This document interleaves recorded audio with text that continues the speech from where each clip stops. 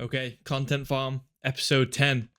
I'm actually extremely happy to be on episode 10. I thought this was a celebratory occasion. I mentioned this to Peter last week, and Peter said, maybe episode 100, maybe episode 50 or 100. But no, fuck you, Peter. I'm happy. Happy 10th anniversary. Whatever. 10. Whoop-de-doo. Whoop-de-doo. Also, welcome back, Clyde. Clyde has very happily agreed to come back for another episode, and I'm extremely grateful to be in his presence again. Welcome back, Clyde. Oh, the love goes both ways. I'm happy to be here, y'all. Thanks, Sean. Thanks, Peter, for having me on. Mm-hmm. Absolutely. Should we just, Clyde? Do you want to just go ham on Nintendo? Like, do you want to go straight into this? I don't see why I should waste any more time. It's on like Donkey Kong with a brand new face and a brand new set of complaints. Literally. I mean, I think that's probably the news everybody expects us to talk about, and it's probably the top of the gaming world's mind this week. Absolutely. Go ahead, Clyde. Tell me what your give me your just get straight into it. What's your biggest issue? Give it to us raw. Well, I want to say, like, before anyone accuses me of being a total hater, I do want to say there are some things about the new console that I think are great, and I'm glad that they came out and they showed off, this direct, and they introduced the console to the world. I mean, goodness knows, y'all have probably been hearing the same leaks and rumors I've been hearing for a whole year. So it's like the whole world knew it was coming, and I think we're all glad they finally showed it off. And I do think some of the functionality is pretty neat. I think the controller, being a mouse is a pretty cool idea. I think that's pretty unique, and I think I'm excited to see if that works. Conditional being if it works. If it ends up being a laggy mess, then instantly never going to use it. But there's so many things to talk about. I will say the first thing that I bumped on and that just really drove me crazy was the announcement that their paid tech demo, the Nintendo Switch 2, tech tour or whatever, was going to be a paid introduction to your Switch. That bugs the heck out of me. I mean, I don't know. Did y'all hear that news? Did y'all have that same reaction? I heard that news, yeah, but I kind of don't really understand. Like, are we talking? Is this going to be like a AAA game or some shit? like what is this? What is this tour that they're selling as a product? I'm very curious. Is it literally just like a software tour? It looks like a software tour. It looks like here's what haptics will feel like, and here's what, and it's like my eyebrows lifted off my forehead. They fell off my forehead, and I had to pick them up off the ground and put them back on my head because I just could not believe it. It's like Nintendo is expecting people to pay $450 for this console minimum, pre tariffs or however expensive this is going to get in the US and globally. And then they're like, hey, not only that, but it's not going to come with any software out of the box, so you've got to pay us even more money if you want to try out your new console. It's like, how greedy can you get? How freaking much can you nickel and dime people? When's the last time you bought a console that just had like nothing on it? Like literally zero. Like not even a little intro game. Like at least they threw in like Wii Sports with the console, right? Wasn't that something where you have something? Yeah. You don't just have the console. And I don't know if I remember consoles, normally had cartridges. Like maybe it was, Mario Brothers or Sonic. Did the PS5 have Astro's Playroom? It did, and it was great. Cool. Astro's Playroom was great. It was a lot of fun. It was it was a really great visual introduction to the console, but it also had the haptics on the controller, and I loved Astro's Playroom. I mean, and look, it spawned a franchise. Nintendo saw that, and they saw we could do that too, but let's make it worse and charge people for it. Yeah, because I'm willing to bet it's not nearly as good, and not nearly as good to be charged for it. That's rough, man. Even if literally it is even if it is like people to warm up to your system. Yeah, even if it is like a game like Astrobot, you still have to compete with the fact that Astrobot was free. Like you got a PS5 and maybe you don't own when it just came out, maybe you don't own like Demon Souls yet, which was the first game that I bought. You could just play something, just to see what it's a tech demo, like they say, like literally it's in the name. Like you figure out, you get to feel the haptic feedback, the advanced triggers and shit, and it just so you can open it and do something. Like if you're a kid on Christmas, you want to open it and do something. It's really great for that, and that was free, and now Nintendo are trying to are doing the same thing, but they're expecting you to pay for it after you've already dropped, like you said, $450 on the console. Sean, I want to before we move on, I want to go back to something you just said because you hit the nail on the head. Think about think about all the parents, right, who buy a console for their kid, and the first thing they do that night is they plug it in, and the kid's so excited to play, and the first thing they're greeted by on the Switch 2 is pay us $40 for this tech demo. It's like, what the actual hell is Nintendo thinking? Like, so many parents, I guarantee you, I don't have kids myself, but I guarantee you, if I did have kids and we had just brought home a PS5, the first thing we would do is we'd all gather around the TV and watch Astro's Playroom together, and we'd build memories and have a fun time with that. It's just so sick to me that Nintendo's like, let's charge for it. Let's charge for those memories. It's like, it's not enough for you to buy the console, but now you've got to pay us even more for this like demo software. Oh man, it made my blood boil. It really, really made my blood boil. Yeah, it's the difference between paying the price for a ticket, and then the attendant says, "All right, let me show you a tour of the place. Come here, let me show you all the cool stuff around here." Versus you buy a ticket, you go and it's like, "Hey, you want to see what we have to offer?" Yeah. It's even more. Yeah, it'll cost you, buddy. It's like, are you just showing me what's around here? Yeah, but it's not free. You think I just sit around here for nothing? Give me the money. Yeah, no. I had a really frustrating interaction this week on Twitch, and it's on this topic, and I'm curious to hear y'all's thoughts on this because this really made my blood boil. I was in Twitch watching one of my favorite Mario 64 runners, and they were talking about the Direct. And, I made a comment like, yeah, it's really frustrating that they're charging for this deck demo. And I had one of the mods of that channel just at me and be like, well, you don't have to buy it. No one's making you buy it. Just don't buy it. And I'm like, I'm sitting here thinking to myself, you are the reason that so many bad things happen in gaming. Yeah, like it's your fault that we now can, buy early access to games for $90 3 days early. Like, you are the one that made this happen. Like, yeah. What a that makes sense because I had an idea for a game where it's called Baby Kicker. You just go around like punting babies left and right, and people were so upset about it. I'm like, if you don't like it, just don't buy it, buddy. I mean, some people love kicking babies. Maybe it's not your thing, Get the fuck out. We can't set the precedent that it's okay to ask people to drop half a bag on the console and then pay for the introductory software. We can't set that precedent. Video. Wow. We can't set that precedent. There needs to be action, loud voices against such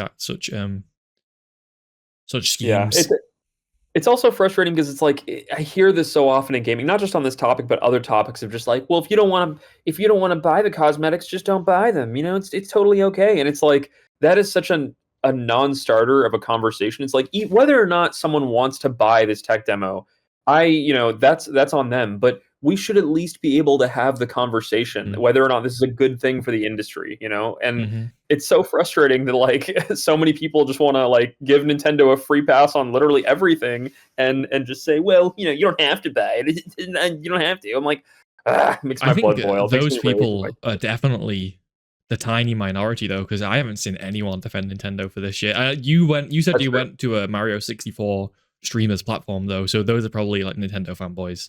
I think that's why that's coming out a little bit. But yeah, definitely seems unanimously negative. We still got loads to talk about, but even just the pricing and the pricing of the introductory software, this is just like unanimously like blah, like get rid, like come on, let's not do this. Yep. I agree. I mean, we already mentioned that it costs $450, and I think maybe like 400 Great British Pound. I think it's going to be like $399.99, 400. Can we just talk about how even with everything that we know about its hardware and games and stuff, is that not a little bit ridiculous, considering the fact that especially a lot of games that are going to be available are going to be like Switch 1 upgrades and things like that. And not that long ago, we all paid, well, I don't know if you two even have one, but we Switch fans paid like $400, like $350 originally, maybe like $300 now for a Nintendo Switch, and just having another one come out that's just like way more expensive is kind of painful. Like that really stings. It's going to sting a lot of people's wallets, like big Nintendo fans. Yeah. Yeah, I completely agree.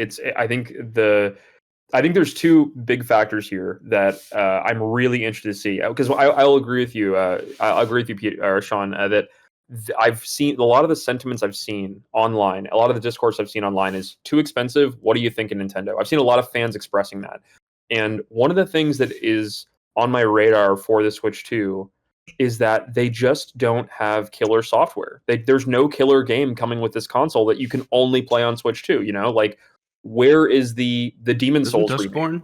Duskbloods. Yeah, Dustborn, but I mean, I think Dustborn could be interesting, but is that the right game for that demographic, for that audience? Like, are Switch kids and Switch families eager to play Dustborn? I don't know. You know, it'll be interesting to see if they have killer software lined up, because Mario Kart World didn't do it for me. That trailer didn't do it for me, and I'm wondering. No. You know, is the price going to be prohibitive? But also, is there just not a strong enough incentive for the general market to buy right now? Yeah, Duskbloods is the From Software Nintendo exclusive that we'll talk about later, because we can probably spend a good amount of time talking about that and kind of the implications of that and how it looks. But there's that, and then, like you said, Mario Kart World. And Mario Kart World has been used. I've seen it thrown around in a lot of memes recently because of the fact that it's going to cost either $80 or $90. Mario Kart World, and I've seen a lot of memes of people comparing it to, you know, like like, I know Mario Kart is its own game, so like comparing these things to like other games is like, you know, it's Mario Kart, we all know what we're expecting from Mario Kart, but it is still kind of funny to see like these huge, like 100-hour long amazing, like expansive games that cost like, you know, 40, 50, I was talking about Kingdom Come 2, like $50, like $40, and all these kind of games, and then Nintendo just come along and they're like, you want Mario Kart, but again, please give me $80. Like that's really what they're trying. That's really what they're trying to do right now, and it really doesn't look good. It's just terrible pricing in my opinion. I'm gonna have to play devil's advocate here. Here we go. In 2017, when the Switch 1 came out, it was about $299, right? Yeah. Mm-hmm. And 2025 money, that's about $400. Yeah. So $450 isn't too crazy. Okay. Maybe I was a little bit harsh on that. And like, okay, here's 2 points I want to make. The first one is, in 2017, $60 is now $80 in US anyways. In 2025. So actually 80 would be more in line. But I mean, I'm going back 95 cartridge era. You know, NES, Super Nintendo, Genesis, even PlayStation, like $60-$70 for a game was pretty common. Some even hit 80, like some with like licensing on them and crap like that. Probably weren't worth it, but you know, that's just how they were. Like I remember seeing a post of a store, what do you call it, like a leaflet or whatever they hand out with the coupons and whatever, and it showed all the prices, and it was like 60, 70, you know, 60, 70, 80, and that was back in 95. And it's kind of funny, here we are, like, you know, 3 decades later, and still 60 is kind of like the baseline price for a lot of these games. And like, you have to admit, you know, it hasn't really kept in line with inflation, and I think the more important thing is just our income hasn't matched, you know, inflation. So I think that's the more troubling thing about it. But I can see why they're trying to increase it, you know. Yeah, I don't like it, you know. I'd love it. I think we've been spoiled by Steam and the amount of deals they have, and how quickly older games get cheap compared to, you know, their console counterparts. And it's definitely something that it does actually make sense, especially considering the industry just keeps getting more and more people involved with the product. It's harder to make more, you know, convincing 3D graphics, and more work gets put into it. And yeah, it does definitely seem scummy when you pay like $70-$80 for a game, and now they'll have like DLC in it, or day one DLC, or this stupid crap you need to pay for. Yeah. But like I said, it does make a bit of sense, and yet here I am not agreeing with it, not Peter liking being it. so reasonable. Damn, Peter, you're You such are a so reasonable fucking guy. reasonable. Why aren't you not hating? Like why are you Yeah. not hating? I'm Yeah. hating. I'm hating with reason. Yeah. I even brought you a pitchfork Within to the reason, party. guys. Yeah, you do make Yeah. a good point. With obviously the realistic inflation standpoint, to the point where Mhm. if you really go back and do the maths, it's not really working out that much different. But there's two things. One, I have monkey brain, bigger number equal bad. That's the first thing. I have monkey brain, big number equal bad. Also, secondly, I just don't like it. I don't know if it's been different in the UK, but I do vividly remember games being like $39.99 as standard when I was a kid, and that was like around like 2010, before 2010. I remember $39.99, and I remember like 45 being standard, and I remember like $49.99 being standard as well. But that might You're either talking just about be pounds? pounds. All right. I think roughly around that time is like 125 to $2 per pound, right? It's 1.5, yeah, I think.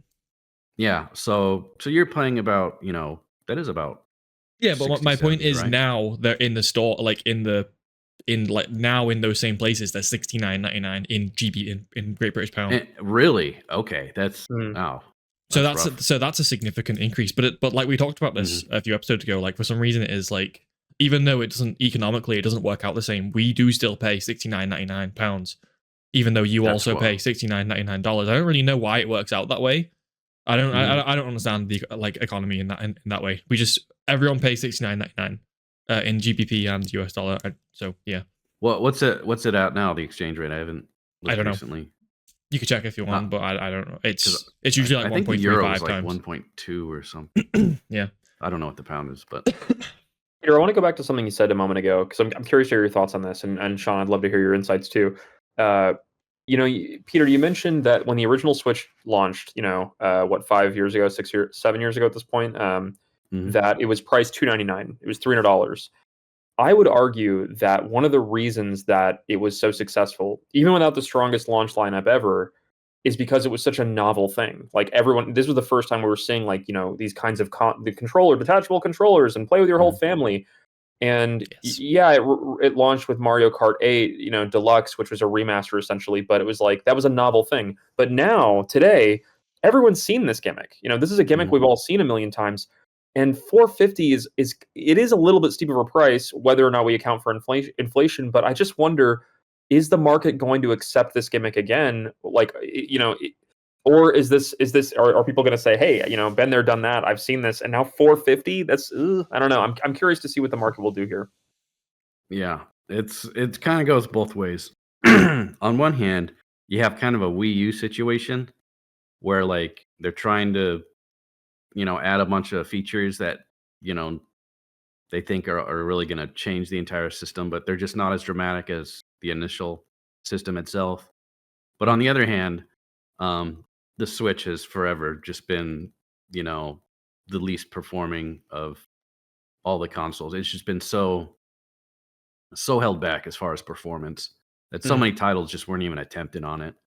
So I think just on the baseline, there's so many more games, like you saw from the direct. There's so many games that already exist that they can now put onto it. That they're already going to have all these new games that they're gonna have for it that people were interested and are interested in, and it's gonna be and they've wanted to put them on for a while too. And there's a couple games that Nintendo themselves wanted to put on the system, but they just couldn't. It just didn't have the power. Like I think the Donkey Kong one was one of them, just with the destructible physics, and you can just like that takes a lot of memory and computation and physics for all that stuff. Like Switch could never do that. So I feel like maybe Nintendo has more games like that up their sleeve, where they're like, we were really had this great idea, but just the hardware wasn't there, and so it could be something that eventually shows its potential. Sean, But, yeah. I know you're a sweaty gamer. You've played Cyberpunk and Elden Ring. I want to ask you. Yes. You represent the normie in this conversation. Do What I? would it take? What would it take for you to play Elden Ring or Cyberpunk on Switch 2? 60 FPS. Is that some 60 FPS? 60 FPS. That's okay, it. It would take That's the single. That's the first and only thing that pops to my head. 60 FPS. I have to be playing in 60 FPS. After it's difficult for me to go back and play Bloodborne because it's 30 FPS, and that's a game that I really, really, really like. So after having experienced that and gone through, and that's at 30. Yeah, it's at 30. So having gone through that and just complaining about that for my entire fucking life, or most of it, I could not just accept like that, like a 30 FPS game again. Like, I sound like a pretentious arsehole, but like, if I'm gonna play a game like that on handheld, it has to be 60 FPS. Like, that's why I got my Steam Deck, because my Steam Deck can come close to doing that, or match it a lot of the time. And I say normie affectionately, but I think you're right. I think your intuition here is completely correct. I think most gamers that have played Elden Ring or played, Cyberpunk before, none of them were sitting at home going, "Yes, I can't wait to play it at 30 FPS on Switch 2. That's what I want." I completely agree. I think your intuition is correct here. No, the novelty of having those games on a handheld is cool, but not cool enough that I do it at 30 FPS. That's like there's a line in there somewhere that I'm like sitting on one side of, and I'm on the side of like, no, I like it's cool being on a handheld. I really do enjoy that. But if it's not 60, I'm just gonna play it on my PS5 or on my Xbox or on my PC. Like I think the market those things for that available. is just the people who haven't played it yet, because it's not available officially on a console, on a portable, which honestly is a tiny little market, but those fans have already found ways to play it. Yeah. If anyone wanted to play it by now, yeah, that's literally most of what the games they're putting on there are now. I don't know if y'all have seen it, but when Mortal Kombat 1 came out on like PS5 and Switch simultaneously, and people did these awful comparisons of how it looked on Switch versus how it looked on PS5, I suspect we're going to see some of those. I may eat my words, but in 30, 60, 90 days, I bet we're seeing some of those screenshots for other games. Yeah, like Cyberpunk is I don't think it'll be as bad concerning. though, because the software they're putting in it, or the hardware they're putting in, is pretty good. They're going to have like DLSS and stuff like that. Yeah. I mean, really? NVIDIA knows what they're doing. Oh, yeah. I wasn't aware DLSS was in. Okay, we might be talking 60 in that case. They won't look it's Mortal going to have Kombat some 1 capabilities.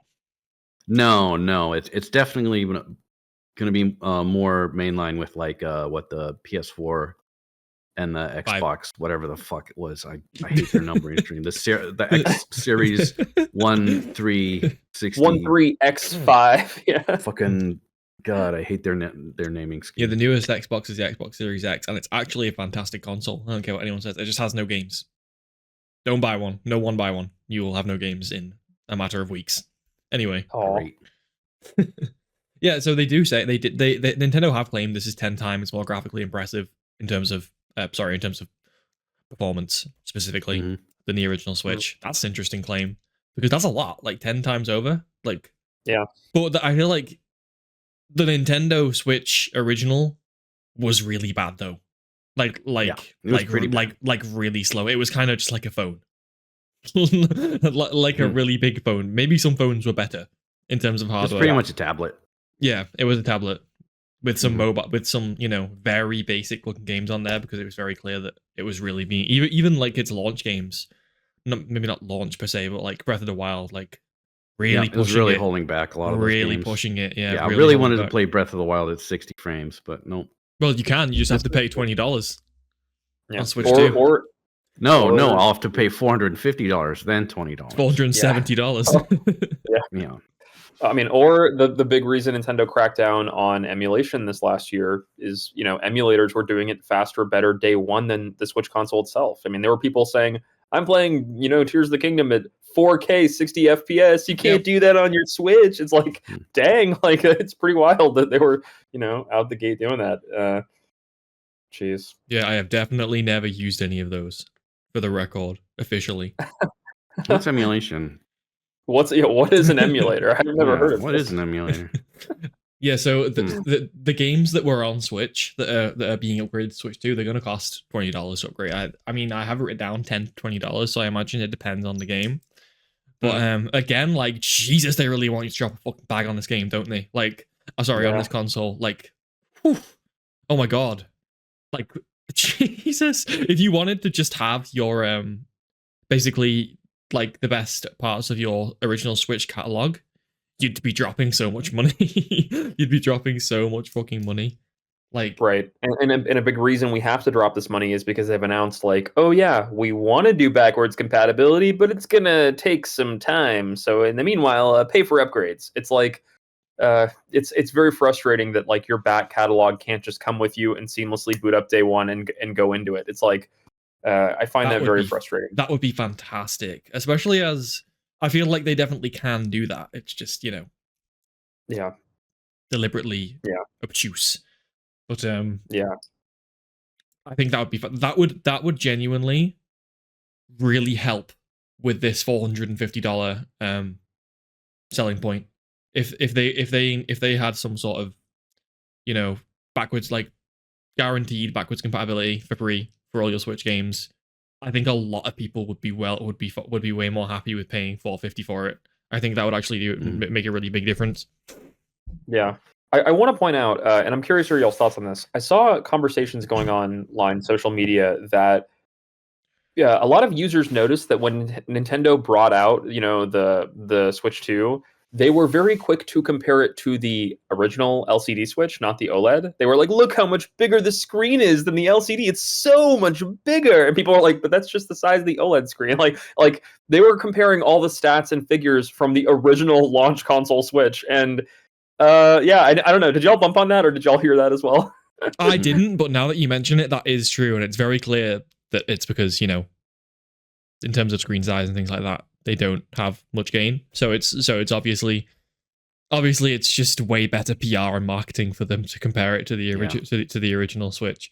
I mean, to be fair, most of the consoles they sold were probably the OG. Yeah, for sure. Absolutely. Still 100% marketing gimmick. You know, I do have an OLED. I actually have the. There you go. I didn't. This wasn't planned. I didn't. I had no idea this was here. The dock is just on my desk. Oh, nice. The only OLED in my life is my Steam Deck OLED, and I freaking love that thing. I have a Steam Deck OLED. Hades 2 looks amazing on it. Hades 2 pops. The Steam Deck is like made for Hades 2. Like, it's probably the game I've played the most on it, and it's also made for Risk of Rain. Like, just these casual, like, kind of simplistic graphics, so you know you're gonna get like good performance. These like sweaty, easy to play, simplistic games, like the Steam Deck just fucking devours them. Like, it's perfect. Yeah. Anyway, yeah.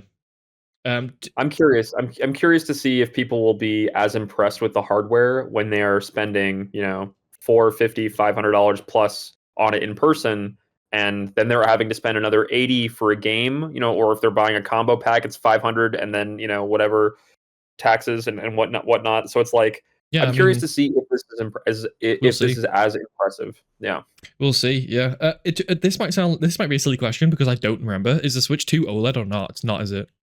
It is not. It is not OLED. Yeah. And they're still charging $450. Like, imagine if it was OLED, that thing would be $700. Yeah, like, holy shit.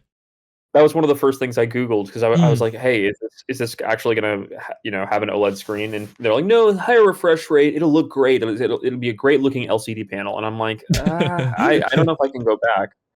I couldn't go back.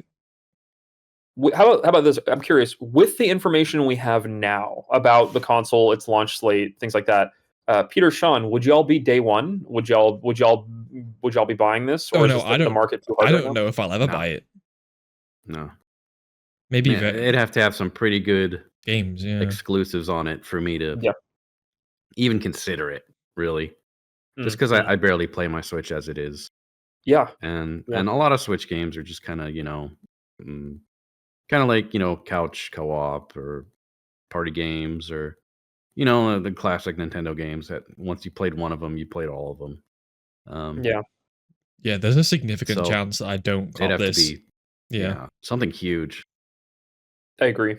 I'm in the same boat, and I think this time around, crucially for Nintendo, there's one huge obstacle for them, which is that this price is so high, it is going to make people look at emulation as a viable way to play Nintendo games in a way that they haven't before. Because before it was like you could write it off, oh, $300 and and another $60 for a game, whatever. Now you're looking at close to $1,000 if you want to buy a console plus a game, and it's like, man, that starts to become a very different value proposition. And we all know the emulator headlines are coming. It's gonna be a month after launch, maybe even faster. That we're gonna wake up one day, we're gonna go to Kotaku or IGN or wherever we read our gaming news, and the headline will read, Nintendo Switch 2 emulator online gets game running at 60 FPS. Like those headlines are coming, and I think once general gaming audiences see that and they go, $1,000 or run it better on my PC, I think it's going to be a very challenging climate for Nintendo. Literally, yeah. It's like Gabe Newell said, piracy isn't like a theft issue. It's I don't know what exactly. What was it? Piracy is a service issue. That's it. Yeah. Wise man. And that's really it. I mean, wise man Gabe Newell had it affordable and reasonable. Yep. Then you wouldn't have to resort to it. But there you go. Yeah. In this climate right now, it's just so hard to compete with services like Steam, where you can get so many games on huge discount. Red Dead 2 is on a crazy discount this week. It's like $10 for Red Dead 2, an incredible game that you can sink hundreds of hours into for $10 freaking dollars. Yeah, it's crazy. It's really cheap right now. Shout out to Red Dead 2 on big discount.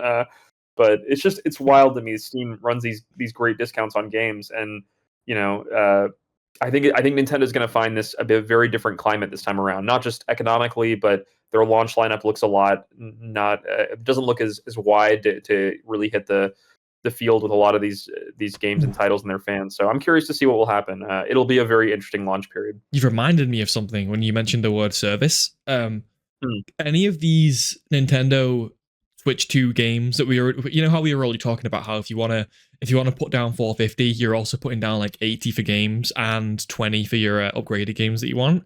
We didn't even mention the fact that if any of these games have an online aspect, you're gonna have to drop 10. Is it 15? It's like 15 a month for Nintendo Switch Online, which is a terrible service, like a notoriously horrible service. So that's just like, it was already insane, but we really are just piling the cash on here, boys. Like, holy shit! You need a second or third job if you want to own a Nintendo Switch 2. Genuinely, fuck me.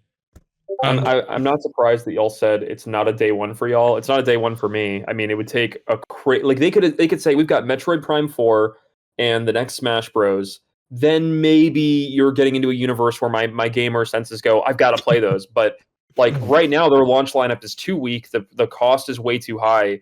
And goodness knows, we haven't even seen the final price yet. That's the really spooky thing in all this, is that Sean, you're more inoculated this because you're across the pond. But Peter and I, we have taxes coming. We've got tariffs coming. So it's like this price could get really spooky for us really quickly.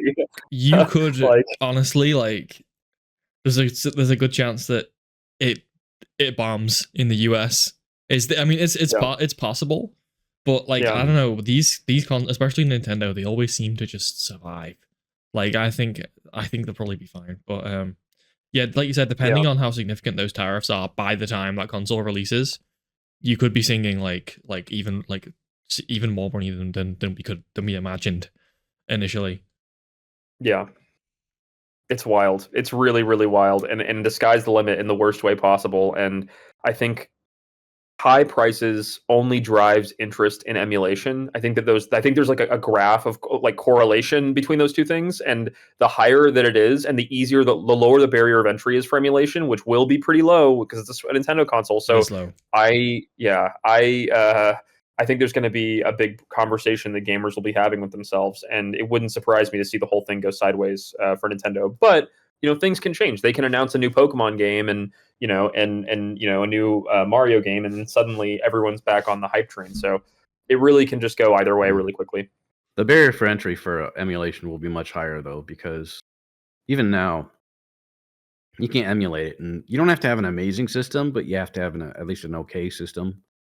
And a lot of people well, not a lot of people, just like a large amount of people, are just running on 3-generation-old cards and stuff. So already some people are struggling to run Switch right now. If it's 10 times faster, True. that's Good definitely point. going to be harder to Yep. to emulate. Not to say that it won't be emulated and people won't be playing games faster on it, but Yeah. yeah, I could see it as being a bit more demanding for resources. Yeah, for sure. I did see a funny comment on the Mario Kart World is $80-$90 thread. One of the first replies or the top replies was like, "I can't wait to play this on my Steam Deck," and it was just so stupid. I'm like, oh gosh, good luck, good luck. I don't know if it's gonna run it, but you can try. Yeah. So back on kind of working out, or just in general, how expensive this whole situation is going to be.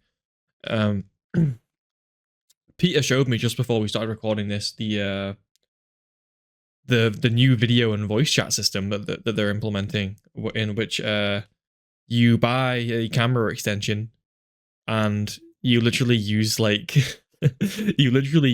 Discord, including like the screen sharing and the the panel layout and everything. Is just like it's almost identical to Discord. And yeah, you can video chat and voice chat with your friends and family, but it just they released like a demo video of it, and it just looks a bit fucking naff. Like even in the demo, which is supposed to make it look great, it looks like it's running at like 10 frames per second. It looks like the game is having some slowdown lag as well, and all of the faces on the videos are just like, I don't even know how they made it look like that in the video. Like it's very blurry and just concerning to look at. just Keep in mind, terrible. Sean, that is the best it's ever going to look. That is what they're trying to sell it with. Yeah, that's what I mean. This is their optimal conditions. Like this is with people with like a pure white background behind them, with like really clear cameras. Like they have professional lighting and shit. Yeah, and like actors with like makeup specifically put on for camera work, and like beautiful idea, like wonderful idea, but terrible execution. Like holy crap, the frame rate is just atrocious. And it's kind of neat that you can like put your friends' faces in whatever games and stuff, but just how choppy it looks. Like I just can't get over that. Like. They couldn't even manage like 30. It looks like it's like 12 or something. It looks very bad. Yeah. But giving me like Game Boy camera vibes. I don't know what that is, but I'm gonna assume that it looks bad. You'll whip. Yeah, youngins wouldn't understand. Yeah, it gives me Xbox Kinect. Actually, no, I don't think that's not the same thing at all. Xbox Kinect. But it's wild that they thought that was like a good way to show that to the world, to like the gamers of the world would not notice that this was running at 12 FPS and lagging horribly and stuttering horribly throughout gameplay. It's like, oh man, I am wondering if something went wrong with I don't know, maybe they didn't have time to finish the video, so they ended up like trying to tidy it up in post. No, and they wouldn't have put it out if it wasn't ready. Yeah. This $1 billion stop trying to make excuses. You know what the answer is. Yeah. Okay, fuck them. Yeah, as good as I do. Really bad. Also, yeah. Also, like, you said it's a really good idea, Peter. I agree, but I also kind of I'm like 50-50 because the Switch is like, obviously the whole purpose is that like 50% of the time you use it is handheld. Like, you're supposed to use the handheld, and obviously people will use just the handheld, or people will use just the dock. But like, if you're handheld, I'm assuming this function won't work, because I assume how it works is the camera plugs into the dock. That's what it looks like in the. I think I remember seeing the camera literally plugs directly into the dock, and I'm kind of wondering, like, can I really imagine any circumstance where I'm like at my desk with like the Switch and I want to plug in this fucking, and I want to plug, because I'm probably not gonna have it there all the time, so I'm gonna have to like plug in this camera and like set it up on my desk, just to use some fucking laggy motherfucking 12 pixels, 12 frames per second video chat with the boys, like when I could just alternatively I could just like load up Discord on my second monitor. Like, I don't know, like what I got out of it was like go ahead. Well, I mean, for starters, they could release like an accessory that like snaps onto the portable that's just a little camera or something. They might have already done that. And sell it for like $120 or something. Yeah. But I'm willing to guess the more popular thing with the portable version is just the voice chat. And also something with both portable and desktop is just sharing your gameplay, Like, yeah, true. A lot of people just like to chill in Discord and play separate games, and like they'll be watching each other's games and stuff. Technically, you'll be able to do that. I don't know. Maybe it won't work on portable because you'll have to like squeeze the screen, and I don't know how well that works. But that could be something. I guess. I mean, that's the. I mean, if it works, that's how you'd want it to work. But yeah, if it works in the dock, I assume frame rate, man. I just can't get over how bad that is. If it works in the dock, I assume you can do it. Maybe it's in like a limited function. Like if you're telling me that was what it looked like in the portable version, like, okay, yeah, it's struggling to, stream. It's got to use all the horsepower, and like, okay, but in the dock, it's making that it can't keep up with the video, That's pretty bad. I want to put something out here on this topic. This is an interesting topic to me. I think Nintendo, by showing off this camera and this functionality, I think they've made an assumption that gamers want this. I think they've made an assumption that gamers want to see each other's faces when they're gaming. But I don't know if that's actually true. I mean, that certainly doesn't appear to be true in my life. When I'm playing Path of Exile 2 with my buddies or a shooter with my buddies, we never have our cameras on. We never ever have our cameras. It's only voice. So I'm like wondering, has Nintendo made an incorrect assumption here? And is this really just marketed at parents who just want to see their kids or something or something like that? I don't know. I think they're specifically marketing the people who like actually, sit in Discord and like put on their cameras and stuff and chat with each other and whatnot. It's obviously not like the mainstream crowd, but I know there's some people who do that. Yeah, there is. But obviously, yeah, not a lot. Not enough to warrant, getting it the system, obviously. Yeah, no, I think I definitely see. I think I'm definitely seeing Clyde's point there. Like, I think that's what I was kind of trying to explain before, but I can't quite put my finger on what it is that feels wrong. I can't see a lot of people. But I can't see a lot of people who want to sit down with the boys and like put the cameras on. I don't do like Pierre. I know you said you do that, and I do know like other groups who will like do that if they're in like a long session with the boys. Like even streaming the video, like how many people do you know that would do that?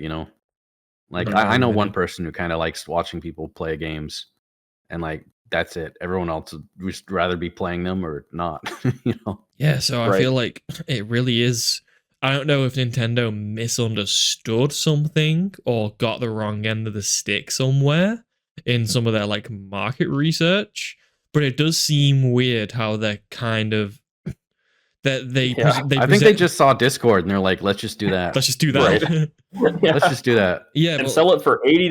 Yeah, as we said, like 99.9% of Discord is just voice. That's essentially all the shit you can do on Discord minus the text chat. Is you can share each other's videos and you can share each other's cameras and stuff and voice chat. I think they just wanted to throw all that together, I think that's just it. Like, I guess it just kind of comes, together. With the fact that it's going to be running like all these modern games and stuff, I think they don't want people to think, oh, but if I go on like PC, I can join Discord and stream and stuff. Like, even because we've seen this over the last few years with Xbox and PlayStation as well. Over the last couple of years, Xbox and PlayStation have both implemented Discord fully. Like full Discord implementation. Yeah. Huge, massive. And then Nintendo big brain idea. That just brings more people to the console. Yeah. It opens up, a lot of communication and a lot of, it's just the smart move to do. Nintendo, I could never see them adding Discord. No, they would not. They would not touch it. It would be no. Yeah. Never. Honestly, this functionality gives me shades of the Wii U Miiverse. I don't know if y'all are familiar with the Miiverse, but it was one of their early attempts at social media on their Wii U console, and it didn't have video chat, but it had like messages people could write, and it was very clear to them that it wasn't going to be the next big thing. They just abandoned it. They just go, hey, screw it. We'll just we'll sunset this and we'll just move on with games. And there's two shades of this that remind me of the Miiverse. One, I think this is very likely to be the outcome. I think when gamers reject this because they don't want to look at each other's 12 FPS faces in games, I think that's very likely to get sunset. The second thing and I think this also happened in the Miiverse, is the potential for abuse. Like, I mean, people would write nasty, ugly, graphic, explicit images, and I worry when I saw this functionality, I'm like, how long will it be before we all wake up one day and see a Kotaku headline of like some sick, messed up dude online put something horrible in the camera and stars shot? You know, it's like I wonder about the potential for abuse here as well. So, yeah. It's there. It's interesting, yeah. Interesting It's point. always there. Yeah. It's just always going to be there.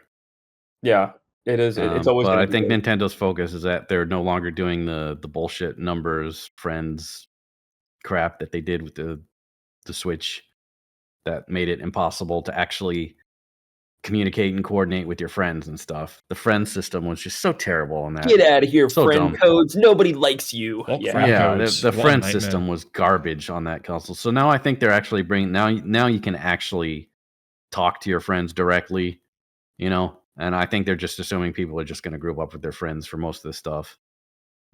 There's probably going to be a few barriers to like adding friends, so you don't just like add, you know, you can't just randomly join someone. Maybe it's people you played games with, or Yeah. you know. I'm gonna that assume stuff. it's probably just friends. That's my Yeah. that's my assumption. Yeah, It has to be. It has to be. There's no way you could allow just some random adults to, you know, put any explicit images in front of kids. There's no way.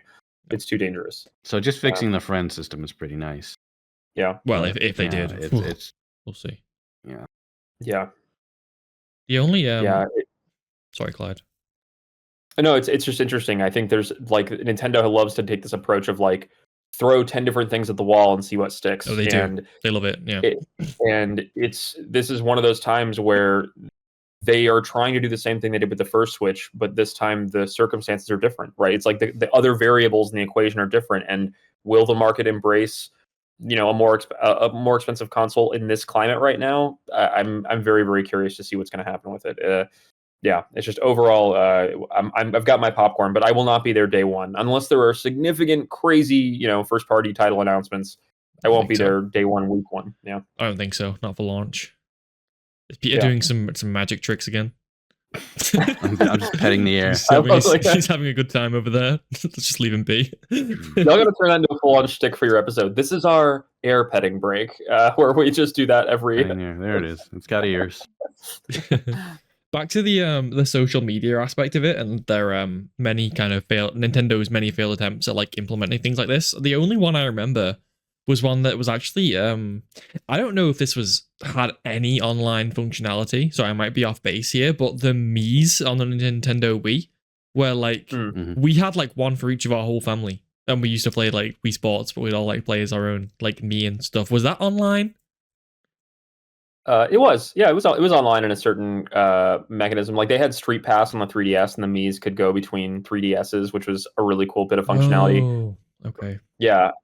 I think there was some safeguards in place because otherwise people would draw like explicit images on Mii faces and send them around. But I mean, but I think there was some element of that was online, at least console to console. But yeah, what a great system! What a fun little system to just make your own little character. And I know I saw a lot of Miis that were like people would make Miyamoto, or they would make famous people or celebrities and things like that. So it was cute. It was a nice little system. It was very, very creative for them to do. And I think that's what they want with the cameras. Yeah. I don't know if you saw Direct, but they had little speech bubbles above their characters that would show their faces. I guess they're trying to think that's the second. That's the evolution of that, is that, you know, you can see their live reaction to whatever. Oh, interesting. Because maybe it's like a Gen Z thing or something that, you know, because they just love watching YouTube videos of people playing games, and they love watching reaction videos of other people watching videos of, you know, like, so maybe they love clicking the thumbnails with the people with the weird facial expressions, you know. So maybe that's more of a, you know, out of our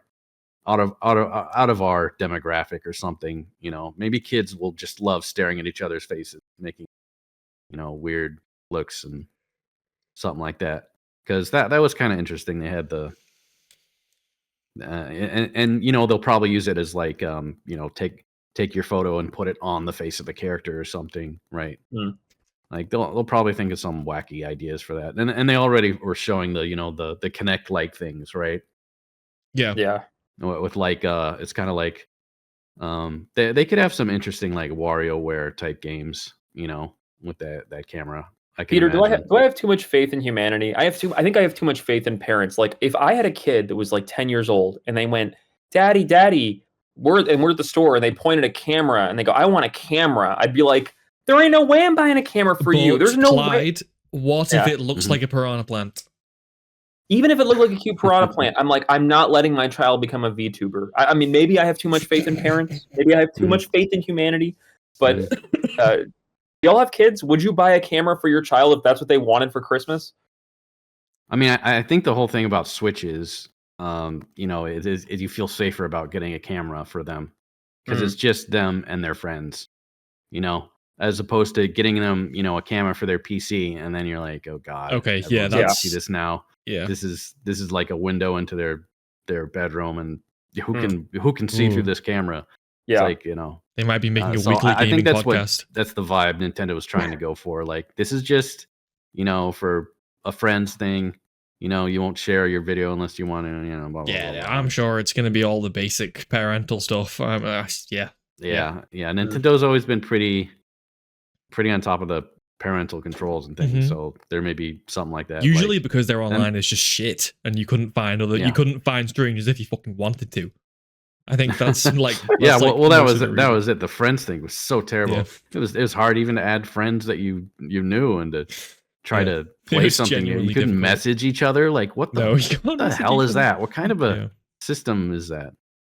It's no kind of system. I think there's going to be a lot of kids this year asking their parents for a Switch 2, and the parents are going to say, and they're not going to be memeing, they're just going to say, we've got a Switch at home. Like, what does the Switch 2 do that is so different that you got to have this $1,000 console? We've already got a Switch 1 at home. I think it's going to be a tough sell for parents. Plant camera. Yeah, for our plant camera. Let's go. Huh. So they also... Sorry, Pierre. Go ahead. Oh, no. Yours was probably relevant. Mine was different. Well... I was changing topic, kind of. We're still talking about Nintendo, but they kind of teased this a little bit when they gave the first Switch 2 trailer, but I wasn't really sure of what I was looking at. But it does turn out that the Joy-Cons can act as a mouse. Like, that is like that's now a thing that we've seen they showed it in Cyberpunk, like specifically in the demo. That's pretty cool. Yeah. Interested to see how that, like, demo aside, I'm interested to see how that feels, because the way it looks weird to me. Because if you think of a mouse, it's gonna be like a terrible mouse. Yeah, because if you think of like a mouse, like the whole reason a mouse works without any question, it's like just using those things as a controller as intended is awful. They're so tiny. So using it as a mouse, is definitely not going to be good. Really understand. Just the fact you can use it is kind of neat. Obviously, we'll have to wait. I feel like if they had like a shell you could pop onto it that could like conform around your hand, and it'd make the buttons easier to press. That'd be kind of neat, kind of like how the Wiimote had all its little shells you could slap on it. Like if it had like a mouse shell, that'd be great because your hand wouldn't like wither into a claw within like an hour or something. Like like how do you even hold idea, that? Peter? That's a really great idea. Yeah. But I'm sure those will be sold. Just that it can do that is so awesome, and that opens up a lot of possibilities, especially for like FPS games, apps. If they're gonna finally throw web browsing on. Did they have web browsing on the Switch? I think they did, but it was just fucking borderline unusable. Yeah. So. Like actual usable web browsing. You know, so that opens up a lot of interface, especially if you can just like. Pop it off, just use it really quick, and then just pop it back on. I think that's something like that. The vibe they're going for. Yeah. So that's kind of interesting.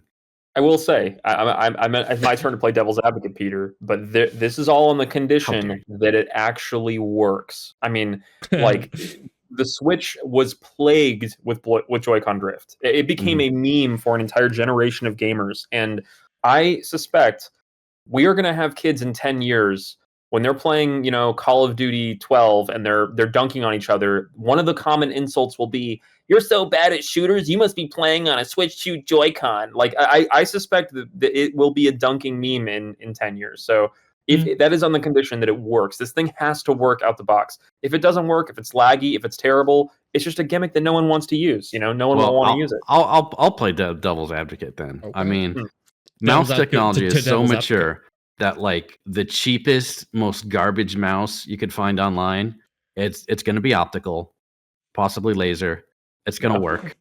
Yeah, It's just going to work for forever. There's like no moving pieces in it, nope. Like it's a very mature technology.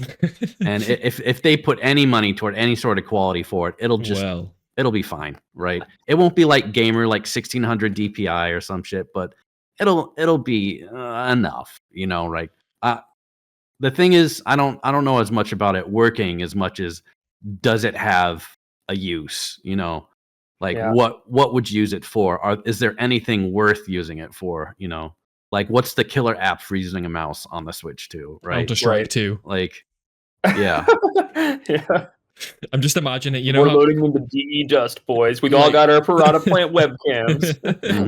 Like Clyde, you know how you said it's going to be an insult, like there is those insults now that are like, oh, are you playing on the fucking Donkey Kong drums or whatever? But like, right.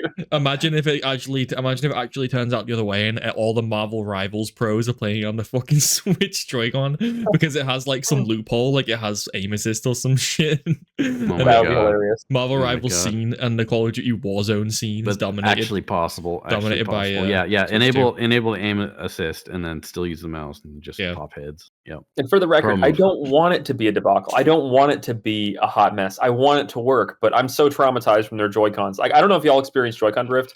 We had Joy-Con drift on our console. We sent in a pair of controllers. They sent them back, and they were still just as drifty and laggy as like we couldn't use them to play most games. It was terrible. It was just not a fun experience. And they're so expensive. They're so expensive. They're so expensive. I assume these ones will be more expensive because they have more features. Right. Oh God, yeah. If one of them breaks, you either send it back, which can take like months, or you're buying two. I believe you usually buy two, right? So, oh God. I'll be happy if it works. If it actually works and the mouse doesn't have high latency and it isn't super laggy, I will be so happy and proud of Nintendo. But this is one I'm gonna have to wait and see. The jury's out because of how bad Joy-Cons were for me. Yeah. What do you just? This is a kind of side tangent, random. What do you think is the worst Nintendo console? Peter's probably going to say one that I haven't heard of. I only know of like the Virtual Boy. Virtual Boy. No, what the fuck is that?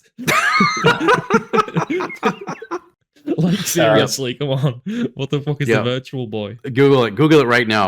I want to see your reaction when you see what this actually looks like. And keep in mind, this is a portable system, okay? Yeah. This was supposed to supersede the Game Boy. One color output. You only saw games in red. That really, truly, that's not a meme. That's true. Yeah. Single color. Yeah. A single color. Portable system. I want a triple underline. This is a portable system you're buying. Yeah. What the fuck is that? It looks like it looks like a portable George Foreman grill. Like on your head. Yeah. Yeah. So that's like VR, like predates like original VR. Like it's not even VR. It's stereoscopic 3D.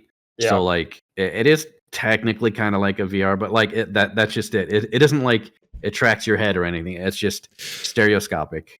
Holy shit! That's like that might be the funniest thing I've seen all. Like that's funnier than the weird accessories episode we did. Like that looks fucking. Imagine you get seen like outside with that thing. That's like the most insane looking thing. That's an official Nintendo console right there. Putting it on screen for anyone physically viewing the episode, but that looks fucking weird. I mean, most people probably know what that is. I've never heard of that before. Absolutely bombed. Oh yeah, terribly. As you can imagine. Deservedly so. That kind of reminded me. But yeah, that's my entry for worst Nintendo console. Clyde. So go ahead with your guys' entries. Let's see what you got. I don't know. There aren't many Nintendo bombs. I mean, they usually do pretty well over the lifetime of each console. That's tough. I don't know. I mean, I started with a Super Nintendo and had an amazing library. N64, not as deep of a library, but still great games. I love the Cube. I love the Wii. I guess Wii U would win by default, but I mean, I think it's more the market reaction than the actual any fault of the console. I'd say Wii U is easy out. Like besides the Wii U, what would you say was their weakest console? If we're talking hardware, like just something that didn't impress me, like from a hardware standpoint, I felt like the N64 and the early PlayStation, they were at parity. Like I looked at N64 games and PlayStation games, and I was like, oh, they look kind of comparable. They look kind of similar. But I mean, from the Wii onward, I was starting to notice that like, oh no, this is a graphical downgrade. This looks like a potato, and its competitors do not look like potatoes. Mhm.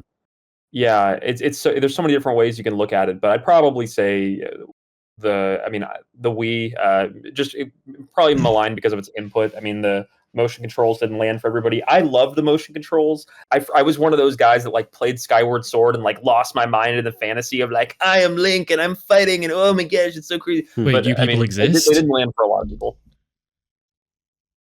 I don't really have an input because I've only used Nintendo DS, 3DS, Wii, and Switch. Those are my only Nintendo consoles. Well, this is a hot take, but I think GameCube was one of the weaker ones for me, just because it just didn't feel like it had the library that so many consoles did before. There's a lot of great games that came out on GameCube and actually had one, but it just didn't have the appeal that the other consoles. What was it up against? PS2 and Xbox? Right. Like, come on, those were legendary systems. They had some great games on them, and really the only good ones from GameCube were mostly first party. Yep. Like there was some good third party, but it was mostly the Nintendo stuff, and it just didn't seem as much as a must buy as their other consoles. But software moves consoles. Software really changes how people think about consoles in post. And with this launch lineup and them being like, play Cyberpunk and Elden Ring on the Switch too, I'm like, I've already played those games for hundreds of hours, and I liked the experience I had. I don't know if I want to play it at 30 or 40 FPS on your thing. It's going to be a tough sell for sweaty gamers. Mm-hmm. Yeah, they claim 40 FPS on Cyberpunk. I think it's either not 40 or, like you said, the graphics are going to look like memeable, like meme comparison level graphics. It's kind of like, Clyde, are you and your partner like console players? We are, yeah. Taylor's playing Kingdom Come Delivery 2 right now on Delivery. I like how you said delivery, like fucking Uber Eats. Kingdom Come Delivery. Delivery. Oh gosh, not delivery. Oh gosh.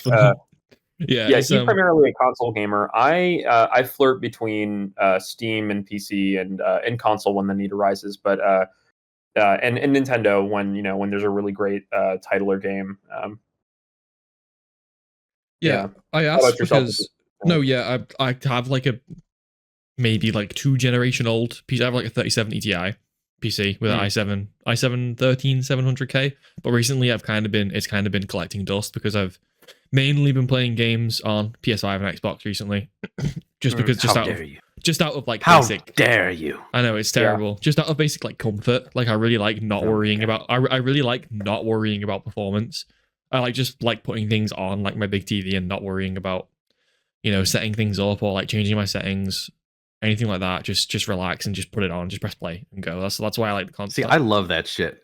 I start up a new game and instantly I'm in the options. I'm checking my buttons. I'm setting the video settings. I'm setting the music to not be so goddamn loud because I know they love anxiety. It. Turning the subtitles off. We saw your video on this freaking goat on a stick. We saw your video. This is for the people who didn't see it, which is probably the rest of the world. We know who you are. I love setting that stuff up. I love how much I can configure that kind of stuff, and I know people hate that shit. Like I just want to press start and play. That's me. But like I really love that customization and really being able to get into the nitty gritty, the modularity. But I can understand just wanting to just start up a game and not have to worry about updates or patches and stuff. Which honestly, consoles are starting to they are starting to get to have this a little bit, but to nowhere near the extent of a PC. But yeah, it's definitely it's standard now for console games to have the quality of performance option, whereas obviously like go a few years back and that was never a thing, but now it's standard for a 30 or 60, or some games will have the like uncapped option, but not many. That's like that's quite rare. It's usually just you choose between 30 or 60. I'll point out, Peter, simplicity is only good if things work. Like if things do not work well, then simplicity is the worst enemy of gamers, because like you can't change anything. You're like, crap, I'm stuck with this game in this setting mode that I can't do anything to modify. One very real experience, very small anecdote. I'm experiencing this right now. I am playing Bloodborne on our PS5, and I'm really enjoying it. I'm having a lot of fun, but the motion controls in the PS5 DualSense controller, they cause the character to randomly gesture. Yeah, so like if I move do. the controller left or right even a little bit, my character will suddenly go, yeah, and I'll be in the middle of a fight, desperately fighting for my life, and suddenly my character will stop what they're doing to go, yeah, and then the boss will just totally destroy me, and I'm like, okay, so I literally last night at like 2 a.m, I'm Googling how the F do I turn off motion controls? And someone's like, you actually can't. PlayStation 5, you can't turn off the motion sensor. No way, really? You cannot. You cannot disable it. Wow. They literally, I went to ChatGPT. I was like, ChatGPT, please, the internet tells me I can't do anything. What should I do, ChatGPT? When all hope is lost, ChatGPT. ChatGPT told me, literally, ChatGPT said to me, the only solution, Clyde, is to buy a third-party controller that doesn't have a motion sensor. Support it. Yeah. I was like, oh my God. Otherwise, I'm just going to keep if I move my controller even a little bit and I'm pushing the wrong button at the wrong time, my character goes, yeah, kill me. And I just die instantly. That reminds me, Helldivers 2, they put, and you've played that on PC, right, Sean? Yes. Helldivers. And they put your heal button for your syringe is like C. Oh, and you fat finger it all the time? Is that what you're gonna say? And then the emote is like V. Yeah. So like I can't, and my emote is the hug. So I can't tell you how many times I'm running from a horde of bugs. I'm at the edge of my life, and I just stop, and I'm like, can't we just hug it out? Yeah. Wait, that's like funny though. So yeah, maybe. But it's good being able to like switch your buttons. Like that's such Yeah. a basic thing that even console games aren't good at. Because how many times have we been like, that's a face button, or that's not a face button. It's so weird to have to just not be able to set the custom buttons that you want, especially now with they have the controllers with the add-on peripherals with like the triggers on like the back of the controller and stuff. Yeah, like the Elite controllers. Oh, I need those. Like I fucking need those. I don't have it on PS5 because I'm not spending that much money. But speaking of stick drift, I had an Xbox One controller for a long time, and I don't know if I said this on the episodes prior, but I like PlayStation pads because their D-pad is so awesome. Mm-hmm. It's like the best. If I'm playing a 2D game, I want to use my PS2 controller. I had a PS2 to USB thing for my computer that lasted forever. And then I got, a PS3 controller, which was like the USB mini, and then a PS4, and now I think I have a PS5. But for a stick, like the Xbox had the best sticks, hands down. If you needed a stick control, if you needed that, 360 stuff, like Xbox had so I had like the 360 controller, the Xbox One, and I had the Xbox One for like 5, 6 years, 7 years, a long time. And just recently I was getting stick drift on it. And I was like, oh, I had to upgrade. So I got like an Elite Elite 2 or something like that. Same one I have, yeah. And the thing is, about the sticks is they have these new controllers, the Hall effect, that get rid of stick drift. So eventually, I'm gonna want to replace the sticks with something like that. But it's probably fine for now. Ooh, but I don't want to worry you. I've had a really bad experience with Elite Series 2 controllers, and I googled it, and apparently the stick drift. Well, that, and also I actually ranted about this on Twitter like a week ago because I saw some other people talking about this the Elite Series 2 controller, and basically I love it, which is why this is so infuriating, because I used to play Halo all the time, and when you've got them paddles on the back, and also I use a larger thumbstick. I always do. Like on all of my controllers, I have either like I've bought a larger thumbstick, or the Elite Series 2 comes with one that you just pull off the old one and you put the larger one on. Like it comes with that by default.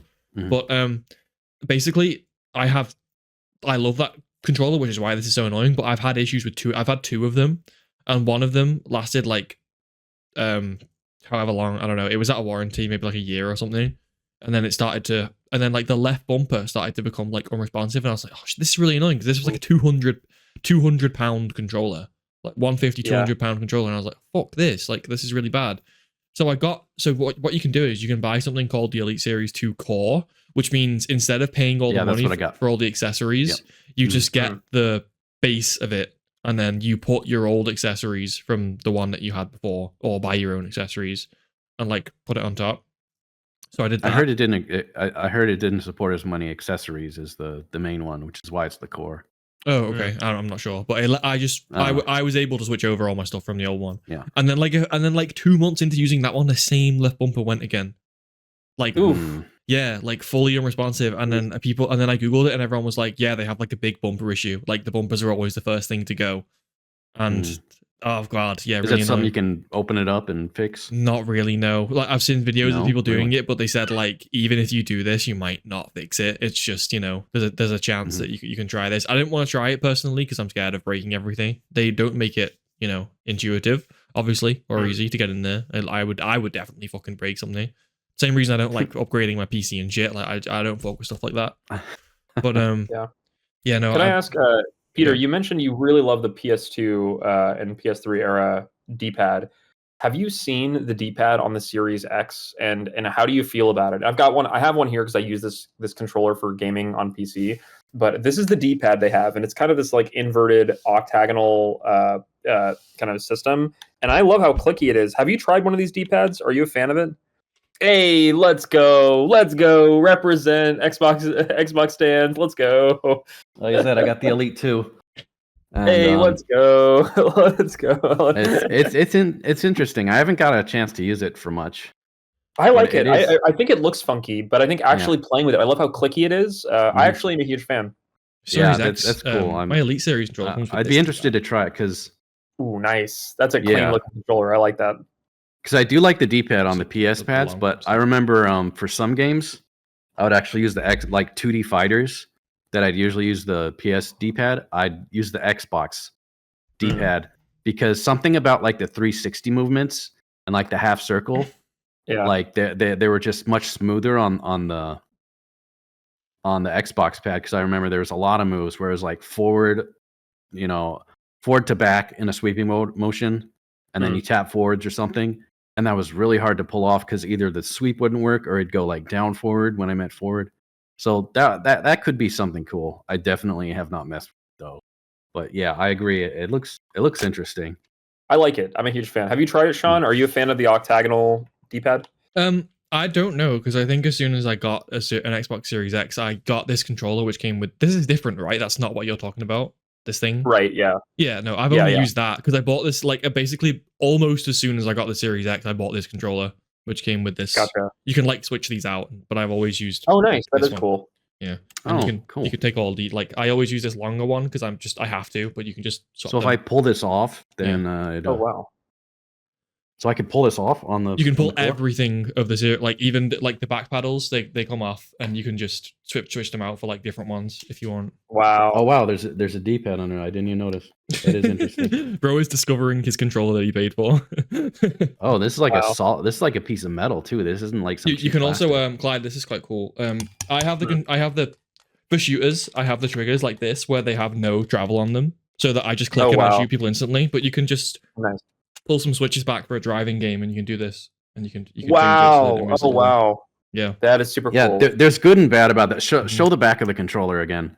Huh? What I hate about it is like the little switches where you actually change it. Yeah. Yeah. Those are right at the tips of where my fingers like to lay. Ooh. So do you accidentally fiddle with them, or yeah? So it feels kind of weird. So. It lands quite nice. So that's my only complaint about it. I really wish they were more flush, or they were at like deeper in the back where my fingers wouldn't touch them. Yeah.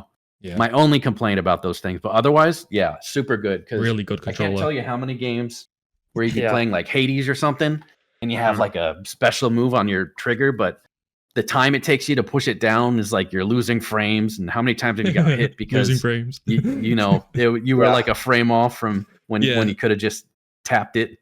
Can Peter, Sean, do y'all own a Nintendo Switch? Do y'all have? I've lent mine away to my friend, but yeah, I own one. Okay. Yeah, so I'd pick it up right now, but I think curiosity, it's somewhere else. Where lying do around, you- but yeah, I got one. Where do you rank those sticks and those buttons on your enjoyment experience? Low. Do you like using? No. Yeah, The right Joy-Cons? here, right? The default ones? No, yeah, yeah, it's the default horrendous. ones. Yeah, I don't use them. they're terrible, right? They're terrible. I think I bought a I have mine. Are you looking for what do you the call controller? Yeah, he's looking for the controller. Right. as yeah, well. the pro controller. Yeah. I bought this on like the same day I bought the console. Yeah. Just because I know like I'm not going to use those Joy-Cons. Yeah. You know? And then I got a GameCube for Smash. Yeah. Which is great, but this is just it's a requirement that you have. It's a requirement. Like, it's another Nintendo tax. Yeah. So like Nintendo tax. Yeah. On one hand, when people complain about the Joy-Cons, it's like, who uses the Joy-Cons? They're emergency backup, okay? Right. Like, Yeah. but yeah, I do agree they're probably terrible. Like whenever I do use them, they feel odd. Yeah. And and you have to either use it with the thing they clip onto, or whatever. Yeah. And, Oh, that The, thing. janky yeah. Oh gosh. That thing's better than nothing. Like it's a good inclusion. Yeah. Genuinely. It's better than the console because Yeah. the console is But God, it's just so bulky janky. and stuff. Yeah. But that's not much better. No, it's not. It's very slight improvement. This is why I raised you earlier, Peter, when you said like, let's see how it comes out. I'm like, if the controller is actually good and it works, then I'm down. But like every gamer I know, everybody I interact with, when I ask them, oh, how do you feel about Joy-Cons? They're like, I never use that shit. I would never touch those. Those are horrible controllers. The mouse function though, I feel like that's going to be pretty solid as far as pretty cool. Like I said, the technology is mature. It's there. We've had gamer mice forever, and Bluetooth with a mouse is not an issue like it was when it first came out. But yeah, the actual joysticks on the thing, yeah, Couldn't Well, care Sean, less. like they'll probably honest. be Yeah. they'll probably be better, but at the same time, it's probably something that you'll want to replace immediately because why not? They're made for portability. Yeah. Keep them honest, Sean. In 6 months, you can ping me and let me know. Oh yeah, Peter's totally raging about these terrible mice controllers. So. Yeah. Speaking of like wireless Bluetooth mice, like they're so good now. Like mine is probably like 5 years old now. I forget the name of it. Like I feel really bad because it's like it doesn't say it on it, but It should be right there on the bottom, like the number. I don't think it is. No, which is weird, but it's like the most popular Logitech wireless one. They're really good, and it's probably like 5 years old now. But my God, is it like I charge this thing like every 2 months. Like I'm not even lying. That's how long it lasts. Like holy shit, I've never owned such a good peripheral in my life. It weighs like a fucking it's like there's nothing in my hand right now. It's like a feather, and it lasts like 2 months. I've never had an issue with any of the buttons. Speaking of, I just pressed something by accident. I was worried I wired mouse for life. Sorry. I'm wired as well. I'm wired over here. Okay, boomers. Yeah. Yeah, it's funny. I don't. Sean, are you ready? I'm about to prove to you how much of a boomer I am. I don't even like wireless charging for my phone. I would prefer to plug a cable into my phone. Like if I have to like with you on that. Oh, are you? Yeah. Okay, good. Well, wireless charging means that you can't have it. Yeah. Yeah, that's the obvious problem. Like it means it's also slower too, isn't it? Yeah, isn't it just by nature the technology just slower? Some of them are really good now. Like some that you can get in like modern cars are really fast, but most of them are bad. Jeez. Yeah, most of them are bad. Jeez. Like if it's like something that is on your desk that you can just put the phone on and then those are bad. You can just kind of tap it every now and then. I can see it as not being bad, but yeah, like I would rather just like have when my phone is on my bedside, it's on a cable that I shit you not is like 12 feet long because I love like just pulling that thing on my bed with the cable on it and just going away and stuff because it's just reliable and it's fast. I just don't trust wireless. I swear I've had like nights where I'll put my phone on my wireless charger and then the next morning I'll wake up, it's like 5% and it just wasn't sitting perfectly flush or something. And I'm like, it drives me crazy. It drives me crazy. Yeah. Give me the cable. Sorry, that was my boomer rant. I had to get that off my chest. I apologize. No, you're Speaking of controllers, I pasted an image of their new GameCube controller in the chat. I don't know if you want to take a look at it. They added quickly. GameCube controllers didn't have like the 4 shoulder buttons. It was like 2 on one side and then just the trigger on the left side. Yeah. So they added a button to the left side, but look at it. Look how small it is. It's so small. Look how tiny that L trigger is, a ZL whatever. Like what the hell is that, man? It might as well not even be there. Yeah. Who's gonna fuck around with that? That's so weird. Look at all the buttons on the top of it. There's like 1, 2, 3, 4, 5. There's like 5 extra new buttons on top, and they're all tiny, like weird nub things.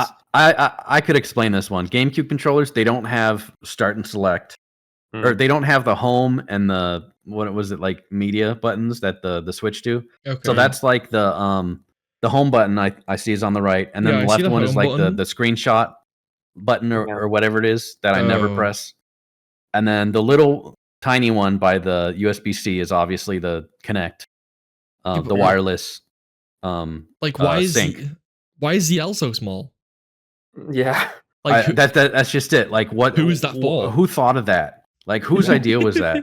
Like why is it putting it on screen again for viewers? But like what the fuck is it? Like why is it that? Yeah, like they're designing it like let's put a Z button on the left side too, so it matches up. And then someone was like, well hold on, why a full button? Why not just a little button? Like I just can't see the logic. Peter, the button that's circled in red, the one with the C, that doesn't even look like a real button. It looks photoshopped. Like it looks like somebody just slapped an image of a C on there. All these buttons look so out of place. This looks jank. It looks jank to me. Like why aren't these on the face? Like look at that right there, Nintendo GameCube. There's so much space on the front. Like where's my GameCube controller? I don't even have it. It's somewhere. It's probably with the Switch, but I don't know where. But you could fit all of those buttons right there on the face, And I'm willing to bet they didn't do it just because it wouldn't look like a GameCube controller from the front anymore or something. There's real estate. There's definitely real estate there. And now that I'm thinking about it, I think that's probably what they did with the left trigger. They wanted it to look like a GameCube controller, so they just wanted to hide the left button, so it's there, but it's not really there. Like. This is one of those like form over function things where they just tried so hard to keep it looking like a GameCube controller that now it's suffering because these extra features are just so much harder to use than they would be. Yeah. Bizarre. Clyde, you mentioned before. This is I'm pulling back to something you said like 20 minutes ago right now, but I had it written down, so I'm doing it anyway. You talked about the Bloodborne like motion controls where you'd like do a fucking emote and shit by accident, and it's funny because the first time I played Bloodborne on PS4, or my first time might have been on PS4. Anyway, I couldn't figure out what was causing the emotes to happen, so I just spent like forever trying to figure out like what button it is, like why are the emotes happening? Like is it? I thought it was a touchpad. I was like, am I like touching the touchpad in like a weird way? It's making emotes happen. Nope. No, it's because I was doing like this or like the slightest movement. Yeah. And the fact that you can't turn that off is maddening. Like you can't. There's no game setting for it. There's no console setting for it. It's like absolutely maddening. I have lost boss fights, to the car we were talking about earlier, but like where I'll be like, I'm about to do it, I'm about to win, no, and it's just like I just watch my character get splatted. It's terrible, which is maddening. So sad because like even Nintendo knows like because they had like I remember Breath of the Wild, they had the aiming with the controller, which some people loved. Oh, I loved it. I absolutely hated it. I couldn't even figure it out at first. Like, why are my shots so fucking bad when I try to aim? And it's because like I was just ever so slightly moving the controller around. I didn't realize the controller was moving it as well as the stick. So it's great you can turn that off. Yes. And then the same for the 2D Mario games. They had new Super Mario where if you thrust the controller up, like he'll do like the spin move in the air.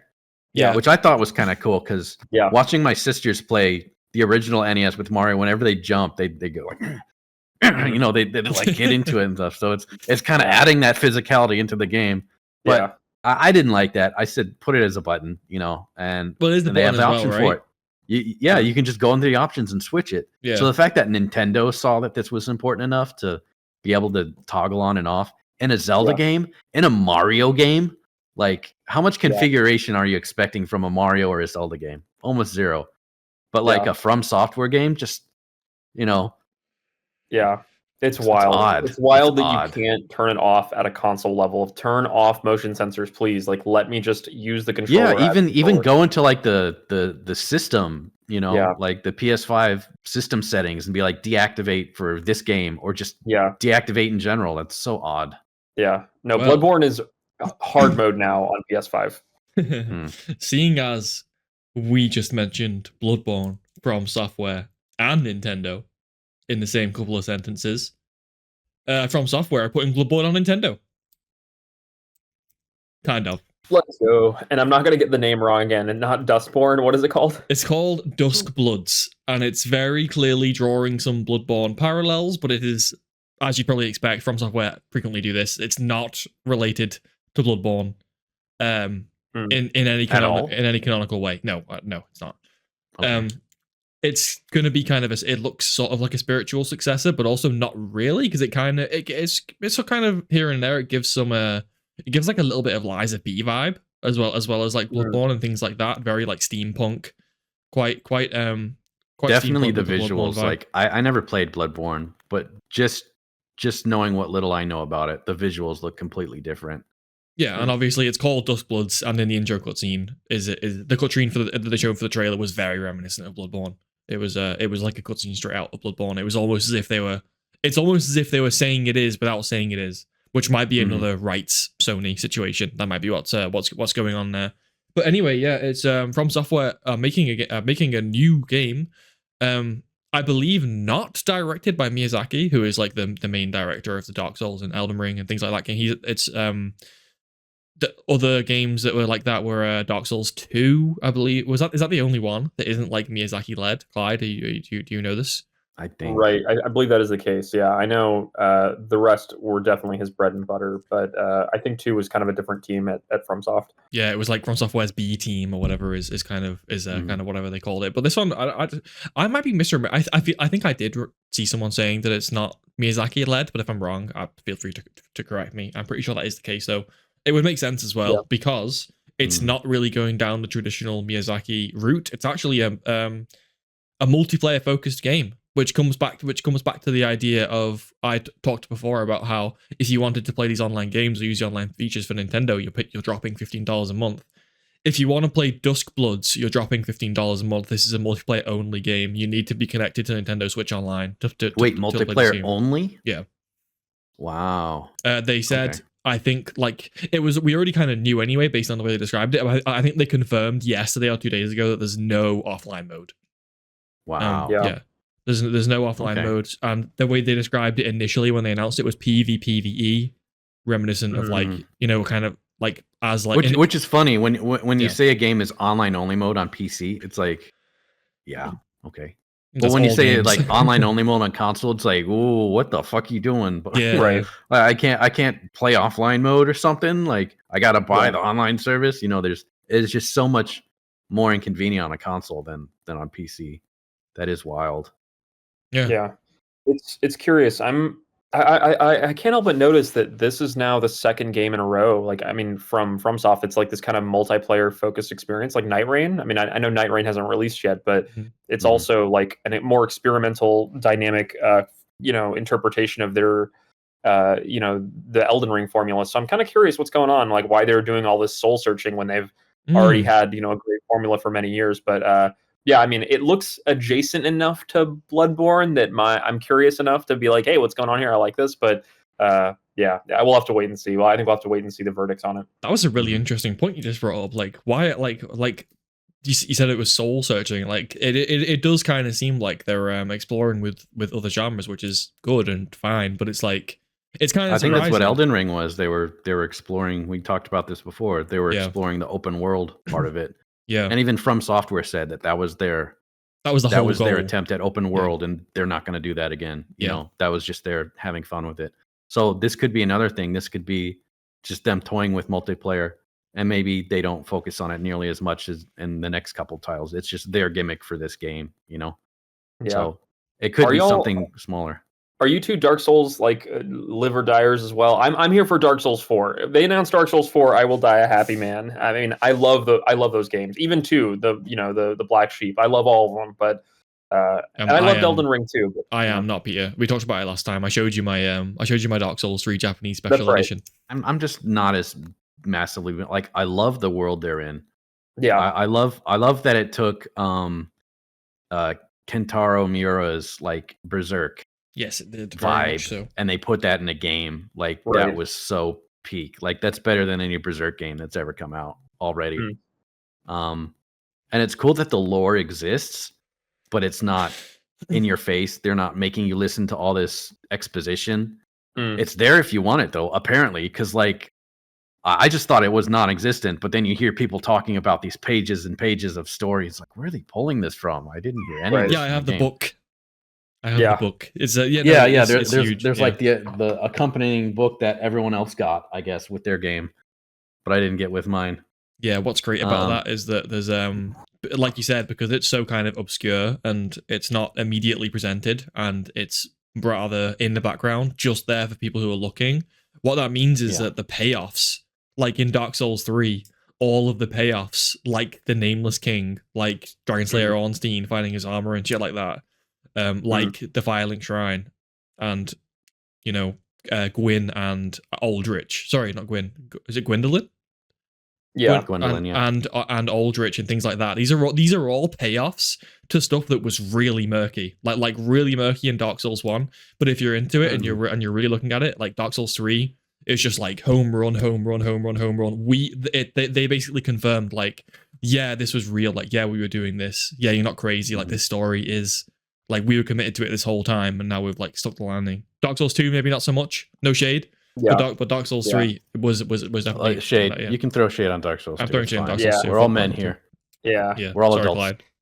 Clyde. I mean, I enjoy all of them for different reasons, and I just, the day they announce Dark Souls 4, I will be very, very happy. I'll be day one. I mean, they could release a box with it scrawled on it, and I'd be buying it day one. I mean, you say the day they do as if it's like a guarantee. I don't know about that, Clyde. I don't want to like hurt your feelings right now. Yeah, I know. I'm worried, especially because they're in. Yeah. Did they say that they're done with the series or anything? I think they did, but that doesn't mean they are. Like, yeah, I think they did though. Yeah, because I feel like they could say Dark Souls is over, and they'd still release stuff like Bloodborne that's like basically Dark Souls with a different. Oh, they absolutely will do that again. Absolutely. Yeah. Just, I mean, Dark Souls is in the this because Dark Souls 1, 2, and 3 were all. I mean, you could say Elden Ring is not Dark Souls, and you'd be right that it's literally technically not, but like it's literally Dark Souls open world. No, it is Dark Souls reskinned. Yeah, but So I it won't stop them from making that kind of game. Just stop them from putting the label on. But when I say they won't make Dark Souls 4, I mean like the continuation of the story. Right. Like I don't see that happening. I think they wrapped it up. At least as far as the story nerds go. I think they wrapped it up in Dark Souls 3 quite nicely. Obviously they could make up some badass name for a game of Dark Souls. Oh, it's such a cool name, isn't it? Like such a sweet ass name for a video game. That name didn't even that name turned out to be some kind of like, correct me if I'm wrong, anyone watching who like knows the story about this, but I'm pretty sure that name turned out to be like a translation error to English. But then they liked it more, so they kept it. I think that's the story of the name of Dark Souls. I think it was supposed to be called something else originally. Wow, that's funny. Yeah, that is funny. That's Sean, like Donkey Kong when they meant it to be a Monkey Kong. Really? Really? Is that true? God. Yeah. It was a translation thing. They wanted it to be Monkey Kong, like King Kong, monkey. Monkey Kong. But translation now it's Donkey Kong. But now we wouldn't have DK without that now. Wait, I always wondered why the fuck is he called a donkey? He's a fucking Why is he called Donkey Kong? Yeah. That's so funny. Sean, I remember you mentioned earlier you played Demon Souls on PS5, that remake. Yes. What did you think about that? Oh, honestly, don't love it. Like really? This might be blasphemous. It probably is blasphemous, but I don't love Demon Souls. I think it's got like a lot of the Dark Souls 1 issues in terms of like some jank and some really unclear or really confused or just unnecessarily punishing bullshit parts of the game. Yeah. The Dark Souls 1 has that, but Dark Souls 1 you can tell, even though the Demon Souls remake looks so new, you can tell Dark Souls 1 preceded it because there's some things about Dark Souls 1 that are clearly improved on Demon Souls. And it's one of them things where for the first attempt at a game of that format, they got a fucking lot right. Like they got a fucking like. There's a lot of really cool bosses in Demon Souls. Primarily, I mainly mean like the melee bosses in Demon Souls are great. Like they're like a lot of those are really cool, and some of the areas are genuinely really. Bolatara, is it No, sorry. What's the place called in the prison? Begins with an L. Oh, Latria. Latria. There's Latria. Latria is one of my favorite areas in like the FromSoft series. There are like. That's so expansive. The prison is crazy. It's so claustrophobic. But when you find all those keys and you work your way back around to the shortcuts, oh my god, the sense of relief you feel is like euphoria. And then I remember you break out of the prison and then you're climbing on these rafters before you fight the man-eaters. And that part of the level is also fantastic as well. Like I love that whole. What was that jail part? I want to say in like Dark Souls 2 or 3, they had like a jail. Like multiple floors that you would just get lost in. It was just so hard to find. I feel like you might mean. Do you not mean Latria? But also, there's Duke's Archives in Dark Souls 1. I don't think it was in 1 because I remember playing it co-op with my friend, and we were trying to figure out where you're supposed to go, and it was just so confusing with how many different floors there were, and how they're all different holes in the floor, and there are parts of the walls that were missing where you jump down to a lower floor, and I don't remember. And it was just a mess. Yeah, Latria is definitely just so labyrinthine, and it feels so like you can go through that area 10 times and not figure out the right way and right pathing through it, and it's very dark, and the jailers are just terrifying, and it's just a great environment.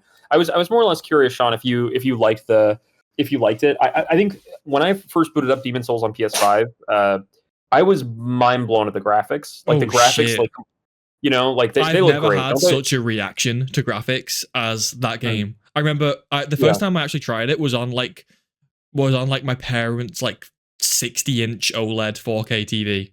That was my first time playing it, and I was like, "Is this real?" Like that was my reaction, was like looking at it. And this is crazy as well, but this is my first time using the PS5 controller with the PS5 controller has some like really quite surprisingly realistic rumble effects sometimes. And what I did was I accidentally just pressed R1 to hit, and my sword hit a wall, and inside the controller I felt like the brick wall against my metal sword to the controller, and I was like, what the fuck was that? Like, oh my god, like holy shit, like talk about blowing someone's socks off with like a launch title. That's the most I've ever been blown away by a launch title. It was miles ahead of anything on the PS4, like miles ahead. Yeah, anyway, it's wild. It's wild. The graphical quality of it just is amazing. And anyone who hasn't played it, for that reason alone, I think it's worth booting up and trying and seeing if you can get on board. But you're absolutely right. There is some jank there. There are some gimmick bosses, and it is a very different. Even though it is still the guts are the same, the actual execution is different enough that I think a lot of Souls fans look at it differently. Yeah, even like in the first area, I remember you make it like, because the first area is not easy. You kind of, I really don't like the grass system because and the same with blood vials. I don't like having to farm for heals. I hate it. But anyway, in the first area, you kind of trudge your way through this castle. It's kind of difficult on your first time if you don't know where you're going. You might run into some enemies that are a bit too hard, and then you get to the point where you're almost at the shortcut. And this dragon just fucking takes your head off. Do you know the part that I mean? The bridge where the dragon 100%. kills you? 100%. Oh, God. That like kind of sums up that game. It's very punishing. Like, not in like the enemies a hard way, but in like this thing's just gonna kill you now. Like that kind of way. And the walkbacks were long. They were bad. Very long walkbacks. Like this is not Elden Ring where you don't spawn at the boss. It's like, oh no, you just lost 20 minutes of walking through the level. Have fun. They're long walkbacks. Yeah, there's a boss midway through the game, maybe a bit earlier. The spider, I don't remember her name, but the spider who's like hanging from the ceiling in the cave. Yeah, I remember the run back for that being like 5 minutes or something like the way, or like maybe not 5 minutes, but just, oh god, you had to run past enemies who would like, they would just slap you sometimes, and there's nothing you could do about it. Like you couldn't kill. It was the mine enemies, the ones that are really hard to kill. You have to like riposte them. God, yeah. I love the tutorial boss in Dark Souls 1. Like I love Silent how like Demon? you get to fight him with this terrible broken dagger that barely does any damage. You're technically not supposed to fight him on your first go, but like how many times have you, or not how many times, but like how many of us thought that this was the first fight, like I'm supposed to win this? Right. Yeah. Am I supposed to die here? And then you die. It's like, no, I'm not supposed to die here. What the hell kind of a fight is this? Asylum Demon? And, the big fat thing. You don't have to kill him with a broken sword, right? Yeah. I know now. Okay. I know now, but on first impression, you're just like, this is the tutorial. It's soul crushing. Pun intended. It is. Pun not intended, but it is soul crushing. Yeah. Yeah, I don't know what to expect from Dustbloods. I don't know what to expect from Night Rain. I know to expect a very different experience than Dark Souls, so I'm just kind of going to go in with an open mind. But yeah, trust me, when they were like new FromSoft game, multiplayer focused, I was like, what am I even staring at? What is going on, FromSoft? Are y'all having an identity crisis here? Yeah, it might be. But like Night Rain has remained my interest because retained my interest, I should say, because the idea of a Souls roguelike or similar sounds fantastic, and also it's like I don't know if it has any PvP, PvE focus, so I'm so down for that. Also, some of the new content, like new areas and new bosses in the trailers, and also the fact that there's like Nameless King and shit in the game, which is like okay, you got me. Like I don't care if it's a bit like copy paste. Like this looks fun still. I'm gonna play this with my friends. Yeah. PvE, one of the hardest bosses in the whole series. Yeah, it's wild. Yeah. The fact that I can kill him first try now is like, I feel like that was such a learning experience, because the first time I think it took me like multiple days. I had to really go through some shit, really find. That was a confusing fight. Really find myself. But anyway, I just want to. What was I saying? What was I saying about the? What was I saying? Or the multiplayer aspect? Sorry, yeah. With Night Rain, that's kept my interest. But as soon as I heard the PvP focus on Dustbloods, my interest went like this. Like, wait, no. PvP focus? Yeah, it's not PvE, it's PvP. Dustbloods, yeah, Dustbloods is PvP focus. Oh, okay, that changes things. Well, yeah, that's the problem. I thought it'd be like more co-op / PvE focus, but they said PvP. They're doing player versus player, huh? That's the whole part of it. Okay, that's what they said. Yeah, that's what they said about it. It'll be interesting. I mean, I'm holding out hope and prayers for Dark Souls 4, but if that doesn't come, I'm willing to at least check out their experiments these days. I mean, there's so many other. I mean, like we mentioned Lies of P earlier, but there's now so many players in the Souls-like space that the torch is going to be carried on by some developer, if not FromSoft. So Lies of P is fucking great. I couldn't beat it because it was too hard, but Lies of P is fucking great.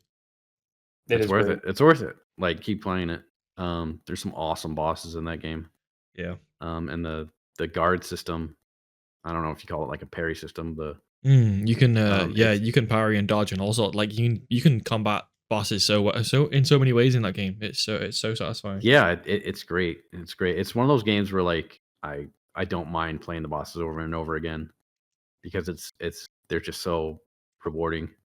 And the system it feels good when you get it down. The parts you can use for the hand, and it's neat. There's a lot of cool stuff going on in it. Oh shit, yeah, the parts for the hand, yeah, really cool. Also, just the vibe. If you haven't beat it, I'd say give it another try. I think I was quite close to the end. It definitely felt like I had been playing it. Which boss were you on?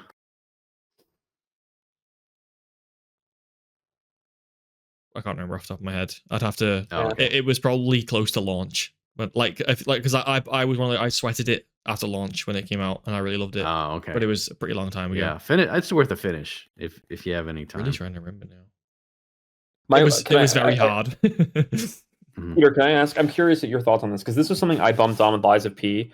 I felt like my one criticism of the game. I love the combat. I love the aesthetics. I love the vibes. I didn't love Timothée Chalamet as the main character, but I was even okay with that. But the one thing I didn't was it officially him? No, it's not officially him. Is it he? But it looked like him. It looked like him. It might as well be him. You know, if there's a movie, he'd play him. Yeah. No, 100%. He, undoubtedly, yeah. he wouldn't even have to audition. But the thing that drove me nuts about Lies of P, and I'm curious if you bumped on this, Peter, but like the game felt so linear to me. Like I felt like it was always so like I never felt like there was a lot of branching side paths. And currently playing Bloodborne, I get lost in Bloodborne all the time. I don't know where I'm going in Cathedral Ward, but in Lies of P, I always felt like it was very, very straightforward. Am I alone in that, or did you feel like that as well? Or do you not even I feel like that's the default for a lot of Souls-like games. It's significantly more linear. It takes a lot of effort to make something that could be multi-branching and gives you free will. Because, like, honestly, even with like Dark Souls, where you could just go anywhere, not anywhere, but you had so many different ways to go. Technically, there was like a way you should be going, right? You know, there always like, was, and even if you did these extra ways, like you'd still have to go back and do, this stuff. So there was a more linear path that you were more or less kind of nudged into. Yeah. But it did feel a lot more open that you could wander these places that you really shouldn't be. And it kind of feels like an MMO where you can just go wherever, and like the enemies will be 10 levels above you, but you still have that freedom, that sense of freedom that you have. And and Lies of P didn't have that freedom to me. It didn't have that sense of like freedom. Yeah, it was very, very linear. You just kind of kept going in a straight line, and it was one of those games where, like, if you found a path that wasn't where you were supposed to be going, there was just an item there or something, and then that's it. You're back on the main path. Yeah, but I feel like that's the default for a lot of Souls-like games, just because it's, like I said, it's just harder to make the branching paths, and then you have to work with, is this going to be like the more difficult path? Is it going to be something that affects the game later? Yeah, and so it's kind of forgivable, and only that it just seems so rare now that I don't really expect it as much. But if you're a Souls fan, you probably would like be more familiar with that kind of openness. Yeah, and either way, there are studios out there carrying the torch on. That legacy is being carried on, and I'm happy to see that. So whether or not we get Dark Souls 4 from Miyazaki, we'll get it in the form of some other studio for sure. Yeah, I just looked it up to see. The boss I was stuck on was the second time you fight the Black Rabbit Brotherhood in like the bottom of a cave. Don't know if either of you remember that. Okay. It's like you have to fight them all at the same time, all at once. Yeah, and they're all like very deadly. Thing was about Lies of P was my friend was playing it, and I only played it whenever she got stuck on a boss. I'd help her. I remember you saying, try to figure out how to fight it. So I didn't play through a lot of the game, but I played some of the harder bosses, and they were fun when I played them. Yeah, it's great. So I didn't actually play through the game. Combat loop in that is so addictive. Like after the first couple of bosses, I was hooked. I was like, wait, this feels clean. It's good. I like it. Yeah. Like I said, when I started playing it, it's like I could, like, that's all I do. Like, she started me off on a boss, and so I'd just be like dying on him over and over again. It's like, this is actually fun though. I can see myself improving slightly, but like with every attempt, I'd learn another mechanic, or I'd learn, how to apply this to my weapon or whatever and stuff. Yeah. And once everything got to working, you're like, this feels really smooth. I like this. Yeah. And at first I was like, man, you can't dodge like in Dark Souls. Like, what the hell? I'm like, I'm eating everything. I'm trying to dash out of the way, but I'm eating everything. But then I figured out, you got to do the block, and you got to time the block. Right. And then that just felt so much more satisfying than hitting a roll, Yeah. Like, or just spamming the roll button is like waiting for that attack to the bam, like hitting the button right then, taking no damage, or like, the big charge attacks that would one hit kill you, and like just kind of shrugging them off. That felt very cool. Yeah, Night Rain will be interesting. I mean, those Unga Bunga brain experiences of like getting better and challenging the boss together will be fun in PvP. I saw the funniest thing on the Elden Ring subreddit. I have to tell y'all because it'll make you laugh. Y'all know Let Me Solo Her, right? The guy that would stand up Melania and just solo Melania, and we're gonna. Someone joined a PvP thing, and they ran into someone called Let Me Solo Me. And they literally just pulled their katana out and stabbed themselves 5 times and just died. It's like the stupidest thing I've seen this week. I was like, oh my god, that's great. Yeah, they just stood there and were like, what the hell? Yeah.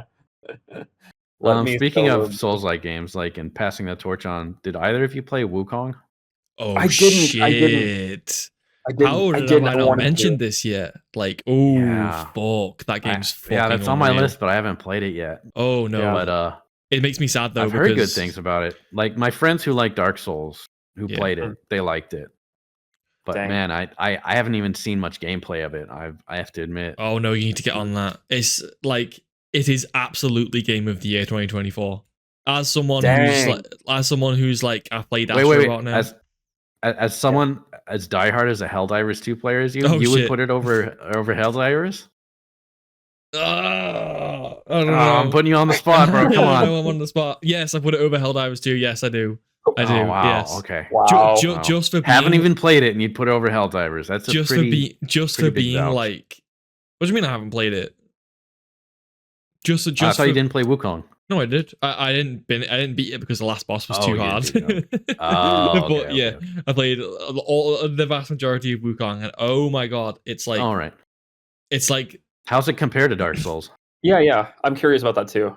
It's more similar to it's kind of it is the same in format, but combat is quite unique. You basically it's one of them games like Jedi, like the Star Wars Jedi Souls likes or Sekiro, where you just have one weapon, so you can change, you can upgrade like some stances and stuff, and buy some like new attacks, but you use your staff for like the whole game. Okay, and you have a few selection of a couple of like magical abilities that you can use, and one of them is where you freeze the enemy, and that's like a big mechanic in the game. A big mechanic in the game is that you can freeze the enemy in place, and you can upgrade that freeze so that when they're frozen, you do like a ton of damage and shit. And nice.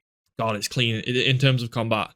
It's absolutely fantastic. It's at the comparison to Lies of P is interesting because it's like 5 times larger in scale than Lies of P.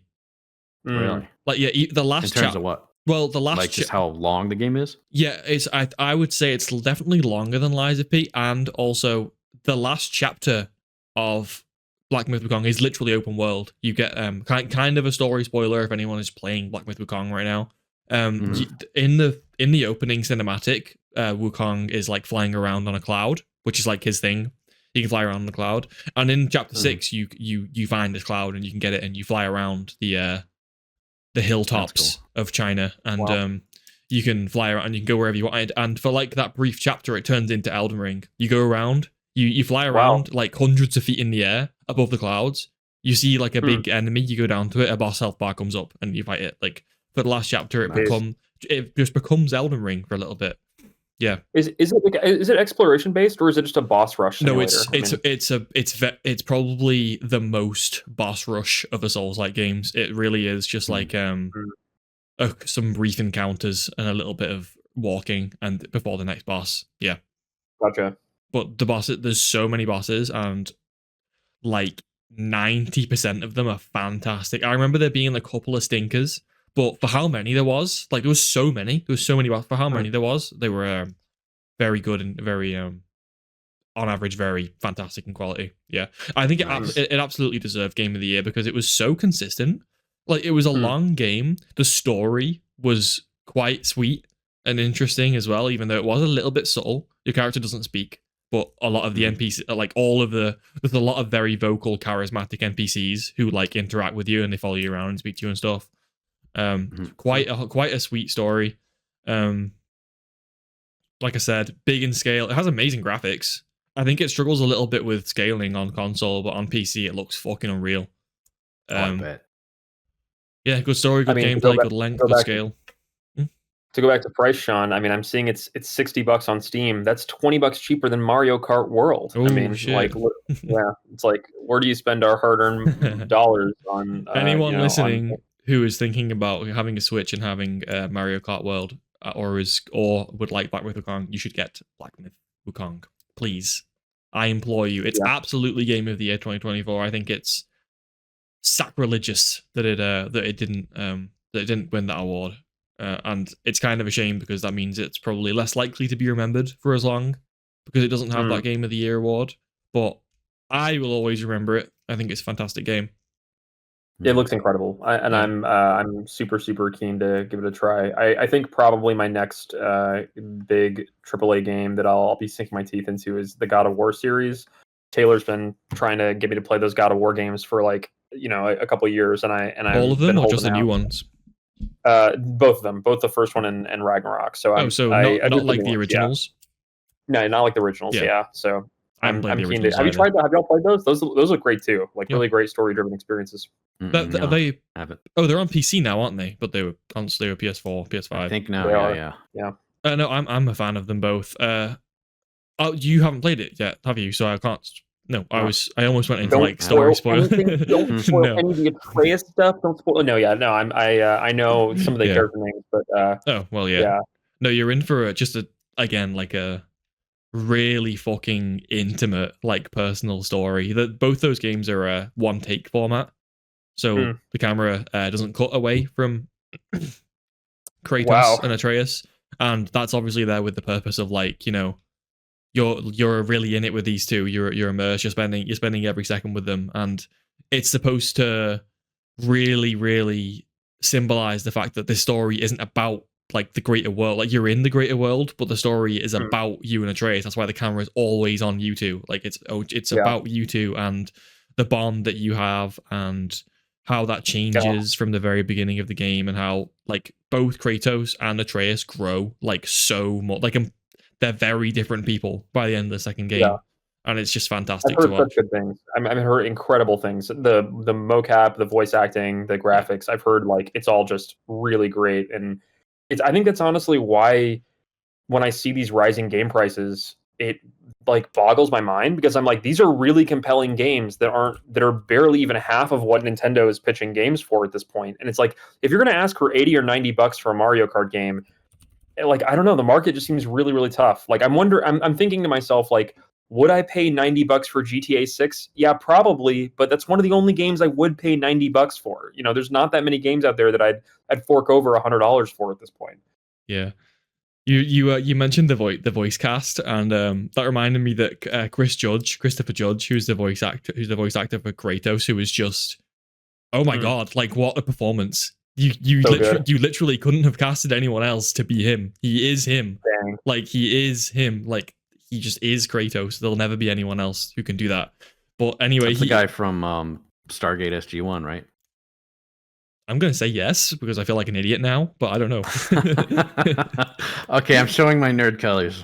Okay. It has to be. That rings a bell, so I feel like you are right. But anyway, yeah, he he said that his... I want to say it's like Teok or something like that. I watched that I think like you are right. A decade or two ago. Yeah, but he at the game, wherever he won the award for best voice cast, as he obviously is, he made a joke about he got in a lot of trouble for it. He said because his speech the year before was really long and he got a bit of shit for like you know how the Game Awards staff got a lot of controversy for like pulling people off stage because they were talking too much, which was controversial because everyone was like, come on, just let them speak. But the Game Awards staff were really stingy, like, but then the next year came around and Chris Judge said like, he was like, last year's speech was longer than this year's Call of Duty campaign. And that was like the funniest thing anyone's ever said at the Game Awards, because that was Call of Duty Modern Warfare 3 and they were currently under fire for having like a 2-hour long campaign. Oh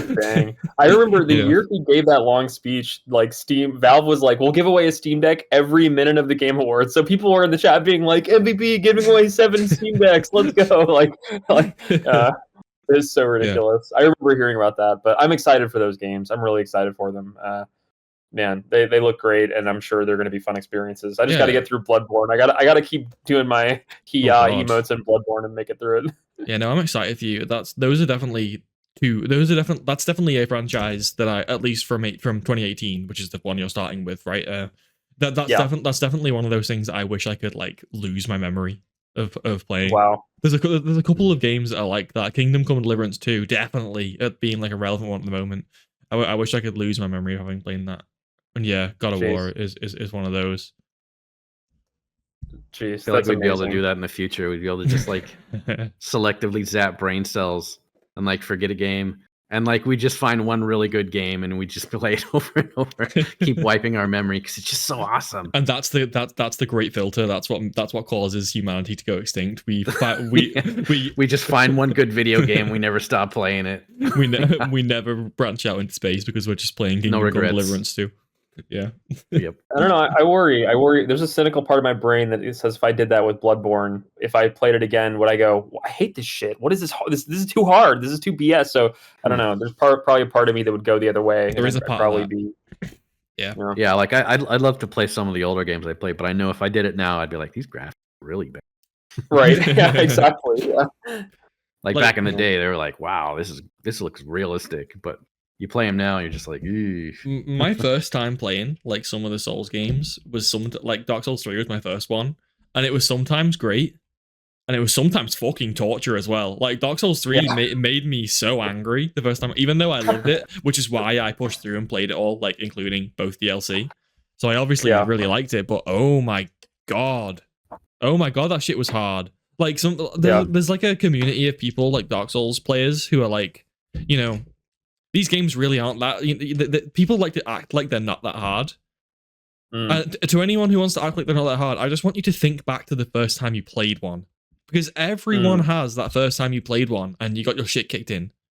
Like, right. Just because we're all better at it now doesn't mean like it's not hard, because it definitely was. Like, you're lying if you say that like your first time playing them was easy. It wasn't. I promise you, no one's first time was easy. Like, oh my god, first time playing 3, first time playing 1. Oof, god, I got angry sometimes. Like you said before, Nameless King took me days and days and days, and I had like a powerful build as well. I just couldn't fucking do it. Like, I was bad. Like, I was bad at the game. It was really fucking taking me a long time. Manus from Dark Souls 1 kicked my butt so many times. Fume Knight was another Dark Souls long stay that completely destroyed me from DS2. And there's some bosses that are just like so hard that you're shaking when you beat them. You're like, thank God it's over. Like the pain is over. It's like eating really spicy food. You know, it's like the actual experience is difficult, but once you're done, you're like, that was great. I think Manus might be my favorite boss in 1. Him or Artorias. And they're both DLC as well. Very challenging. Are they both DLC? Yeah. They are both DLC, and they're both extremely challenging. They're among the hardest bosses in the game. Probably the 2 hardest bosses in the game. Probably, yeah. Calamite was the other DLC boss. And there was the Guardian, whatever the fuck they were called. Those flying lion tiger things. Those were the... Right. I remember when I first played Dark Souls, I was struggling on the Bell Dragons, which is like the meme boss. Belfry Gargoyles? And it was like, I just couldn't get him down. And if you couldn't get him down fast enough, the second one came down and you were pretty much dead. Yeah, I don't think they're like, a meme I remember boss. I was just stuck on that. Huh? Yeah. I don't think they're a meme boss. I think they kicked a lot of people's shit in. They definitely kicked my shit in. Yeah. Like I was just stuck on them for like days. And it was to a point where it's like, okay, I can't enjoy this game anymore until I beat these guys. I'm just going to watch a dude fight him and like pull some tips from it, you know? And I watched him do it, and he goes behind him and he cuts their tail off, and they take a massive amount of life. And like, there's like, that's it. And then, so I just hit him from behind, and then they're dead.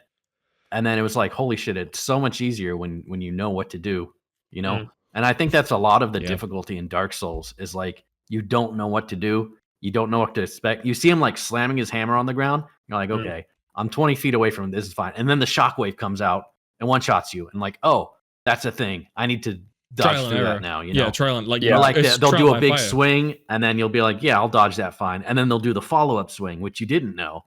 And then that hits you, you know? And then you'll dodge those 2. And then phase 2 comes around. Now there's a third swing on that, which you didn't know before. Yeah. So like, just their ability to layer on this stuff and then throw in things that like, you haven't seen this before in the game, but we're going to kill you with it. Yeah. You know? I would add one thing to that, Peter, which is that they're so good. FromSoft as a studio is so good at the principle of escalation. Like, they start you at one point, and they know how to just give you just enough to make it a little more challenging up the chain. And the reason the Belfry Gargoyles brings this into my mind is that the fight just before it is the Taurus demon on the bridge, where you you fight the big guy with the axe, and you can't really fall off the bridge. The bridge, like, there is a point where you could fall off, but it's mostly guardrails. But when you get to Belfry Gargoyle, you can easily throw your body off that dodging haphazardly. And people do that all the time. And they just escalate it just a little bit more. Every little encounter just kind of gets a little more intense. Then at the end, you're fighting Manus, and you're fighting a literal god incarnate of blackness. And it's just crazy. It's wild. I love those games. Dark Souls 1, perfection. I love it. It's my favorite in the series for sure. That reminds me. Me and my friend were playing Neo. I remember he was fighting a boss. Huh? I said, fuck Neo. That game made me want to like break my own leg. I remember he was playing a boss, and I was listening to him fight him on Discord, and just like every 5 minutes, you're like, fuck, I fell in the water again. God damn it, I fell in the water again. Yeah. And he's pretty good at games, so for him to have to deal with that. Yeah. And the second you touch the water, you just die. You're dead. You're just like dead. Yeah. Neo 2 might be the hardest Souls-like game I've ever played. Neo 2 is fucking insane. It's so confusing as well. Like you can use like a million different weapons and stances and they got like, pretty wacky with the weapons. It's so weird. Yeah, it's a really weird game. Cool though. It's wild. Everyone who is good enough says it's really good. So I'll take their word for it instead of mine. I need to finish that. I've not played the Neo games, but I've heard they're brutally hard. I've heard they're very difficult. Oh god, it's fucking just painful. Yeah. The way you said it, Sean, it made me want to break my own leg. Like, wow, okay. What a winning endorsement. I could see the Steam review. Like, the Steam review just says, made me want to break my own leg. Literally. Like, I haven't been as angry in a game as I have Neo 2, I think. I really was seething over that one. Tried playing it online as well. Yeah, one of those early PS5 games that pushed me to my limit as well. Not quite a Souls-like, but it has similar properties, was Returnal. I don't know if y'all played Returnal, but also very challenging, but really great as well. Super fun. Is that a roguelike? Yeah. But it's like, oh my god, it's hard. Shooter. Like, oh my god. It's fucking ruthless. Is it a Souls-like? No. It is, but it's different in the sense that it's a third-person shooter. So you're not... Okay, so it's like more on Remnant? dodging. And yeah. Oh, okay. Yeah. You guys play Remnant? Yeah, I like to. Remnant 2, yeah. The Taylor and I co-op Remnant 2. That was fun. Mm-hmm. Co-op Remnant was some of the most fun I've had in a Souls-like game. I like both. And Remnant 1 had some hard bosses too. Like Remnant 2 did as well. But like they were fun hard. Like and I think I went over this on a previous episode. Like just the one boss where he starts off easy, and this goes into your escalation thing, Clyde, where it's like it's just one boss, and he's got two simple mechanics. You know, you roll through the AOE, you dodge the fire or whatever, and then but you kill him. Now he splits into two, and then you kill one of the other. Now he splits into and at the end you're fighting like 16 different ones of them, right? And then they're all doing the simple mechanics, but they're just all over the place, and you're just rolling everywhere, and then you finally have to take them out. And yeah, there were some very rewarding battles, and it was cool how well they integrated like ranged combat into that, and to a point where like melee felt like the weakest in that game because it was just so hard to get in to many bosses with so much crap happening around you. But it felt so good to use the weapons. I didn't mind at all. It was really great. I love playing those games. Yeah, unique weapons too, unique mechanics, fun classes, fun abilities. Like you feel powerful when you do like a giant leap slam and things like that. Like it just felt very visceral, felt great. But Returnal, man, that game was nightmare fuel. Its story was actual nightmare fuel, and its gameplay was quite challenging. It pushed me to my limits for sure. Is it on PC? I think it is. I think it might be now. I think it might be now, and if it is, so I remember seeing something about that game, and I was very interested in, and then it was like console only, so I was just I'll just forget it. It is on PC now, and man, oh man, it's one of those games you get to the end of it and you're sweating. You're like, it's probably like Black Myth Wukong, which is like at a certain point you're like, I have to beat this thing. I can't let it beat me. Returnal definitely gave me those vibes. Cool, nice. Well, unless anyone has any crazy last minute thoughts, I might have to wrap up because I am pushed for time, unfortunately. I need to go to sleep and get up for work in the morning. Our time zones actually changed, so the recording is for me an hour later than it is for Peter. Because do you see your time zones don't change, Peter? Yeah, that's right. Yes, that's why. So that makes sense. Yeah. Anyway, Yeah. It does. It makes a lot of sense, actually. Well, I don't know about. We're not getting into this. Okay. All right. Whatever. Keep your switching hours. Whatever. Yeah. Anyway, I just want to thank Clyde again. Clyde, you've come back on, and we've had another fantastic episode with you. Really enjoyed your company. Thank you very much. It is always so much fun getting to talk games with y'all. I need Sean. You have to give me an update in 6 months when Peter is screeching at you about this terrible Joy-Con mouse and be like, "You were right all along. It was garbage." I just need an update. Just give me an update in 6 months' time. I'm gonna be a pro on that mouse. Okay, I'm gonna be top league. I'm gonna be double mousing it. You got me? Double mouse. I'm gonna have gestures for that Double thing mouse. down. Yeah. Wait, can you do that? Can you use both mouses at the same time? I mean, I'm gonna say no, but somebody will find a way. Somebody will find a way. Okay, yeah. Just don't forget to hook up your Piranha Plant camera. Oh yeah. If you don't have the camera, how can we know it's legit? So we gotta stream with the Piranha Plant camera on. Hook it up to Twitch. In all to glorious full 12, the full 12 FPS glory. You won't even be able to tell they're mice. Just 10 pixels in my hand. Yeah. All right. I'm actually curious to see the next time we talk. I'm curious to see in several months if any of us even own a Switch 2. I'm curious if the launch lineup has compelled any of us to get on board. Prediction not. No. Prediction no. Yeah. We'll see. Even if it went down in price, honestly, if it was $300, still wouldn't buy it. There's just not enough there for me to. Not right now. Buying it. And I'm an impulse spender as well. I'm an impulse spender, but even I don't think I could justify copying one of those.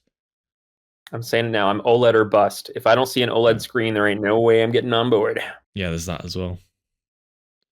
Well, it's always fun getting to talk games with y'all. I appreciate y'all having me on. My door is always open to talk gaming and stuff like that, but it's always so much fun to get into reminisce. And now I've got more game recommendations. So Black Myth Wukong, I promise you, Sean, I will try Black Myth Wukong, and I will text you and let you know this thing is kicking my butt. Yeah. Was this Sunday? You will, yeah. It's actually quite a well balanced. It's actually one of those games that's quite good at teaching you. It doesn't really kick your ass immediately at the beginning. It's actually very fun at the beginning, very satisfying. It's quite spammy with the combat. You get to hit people very much and beat them down. Anyway, Clyde's stuff again is just top of the description. His YouTube. He recently made a video on Assassin's Creed Shadows. Go and watch that immediately right now upon finishing this one.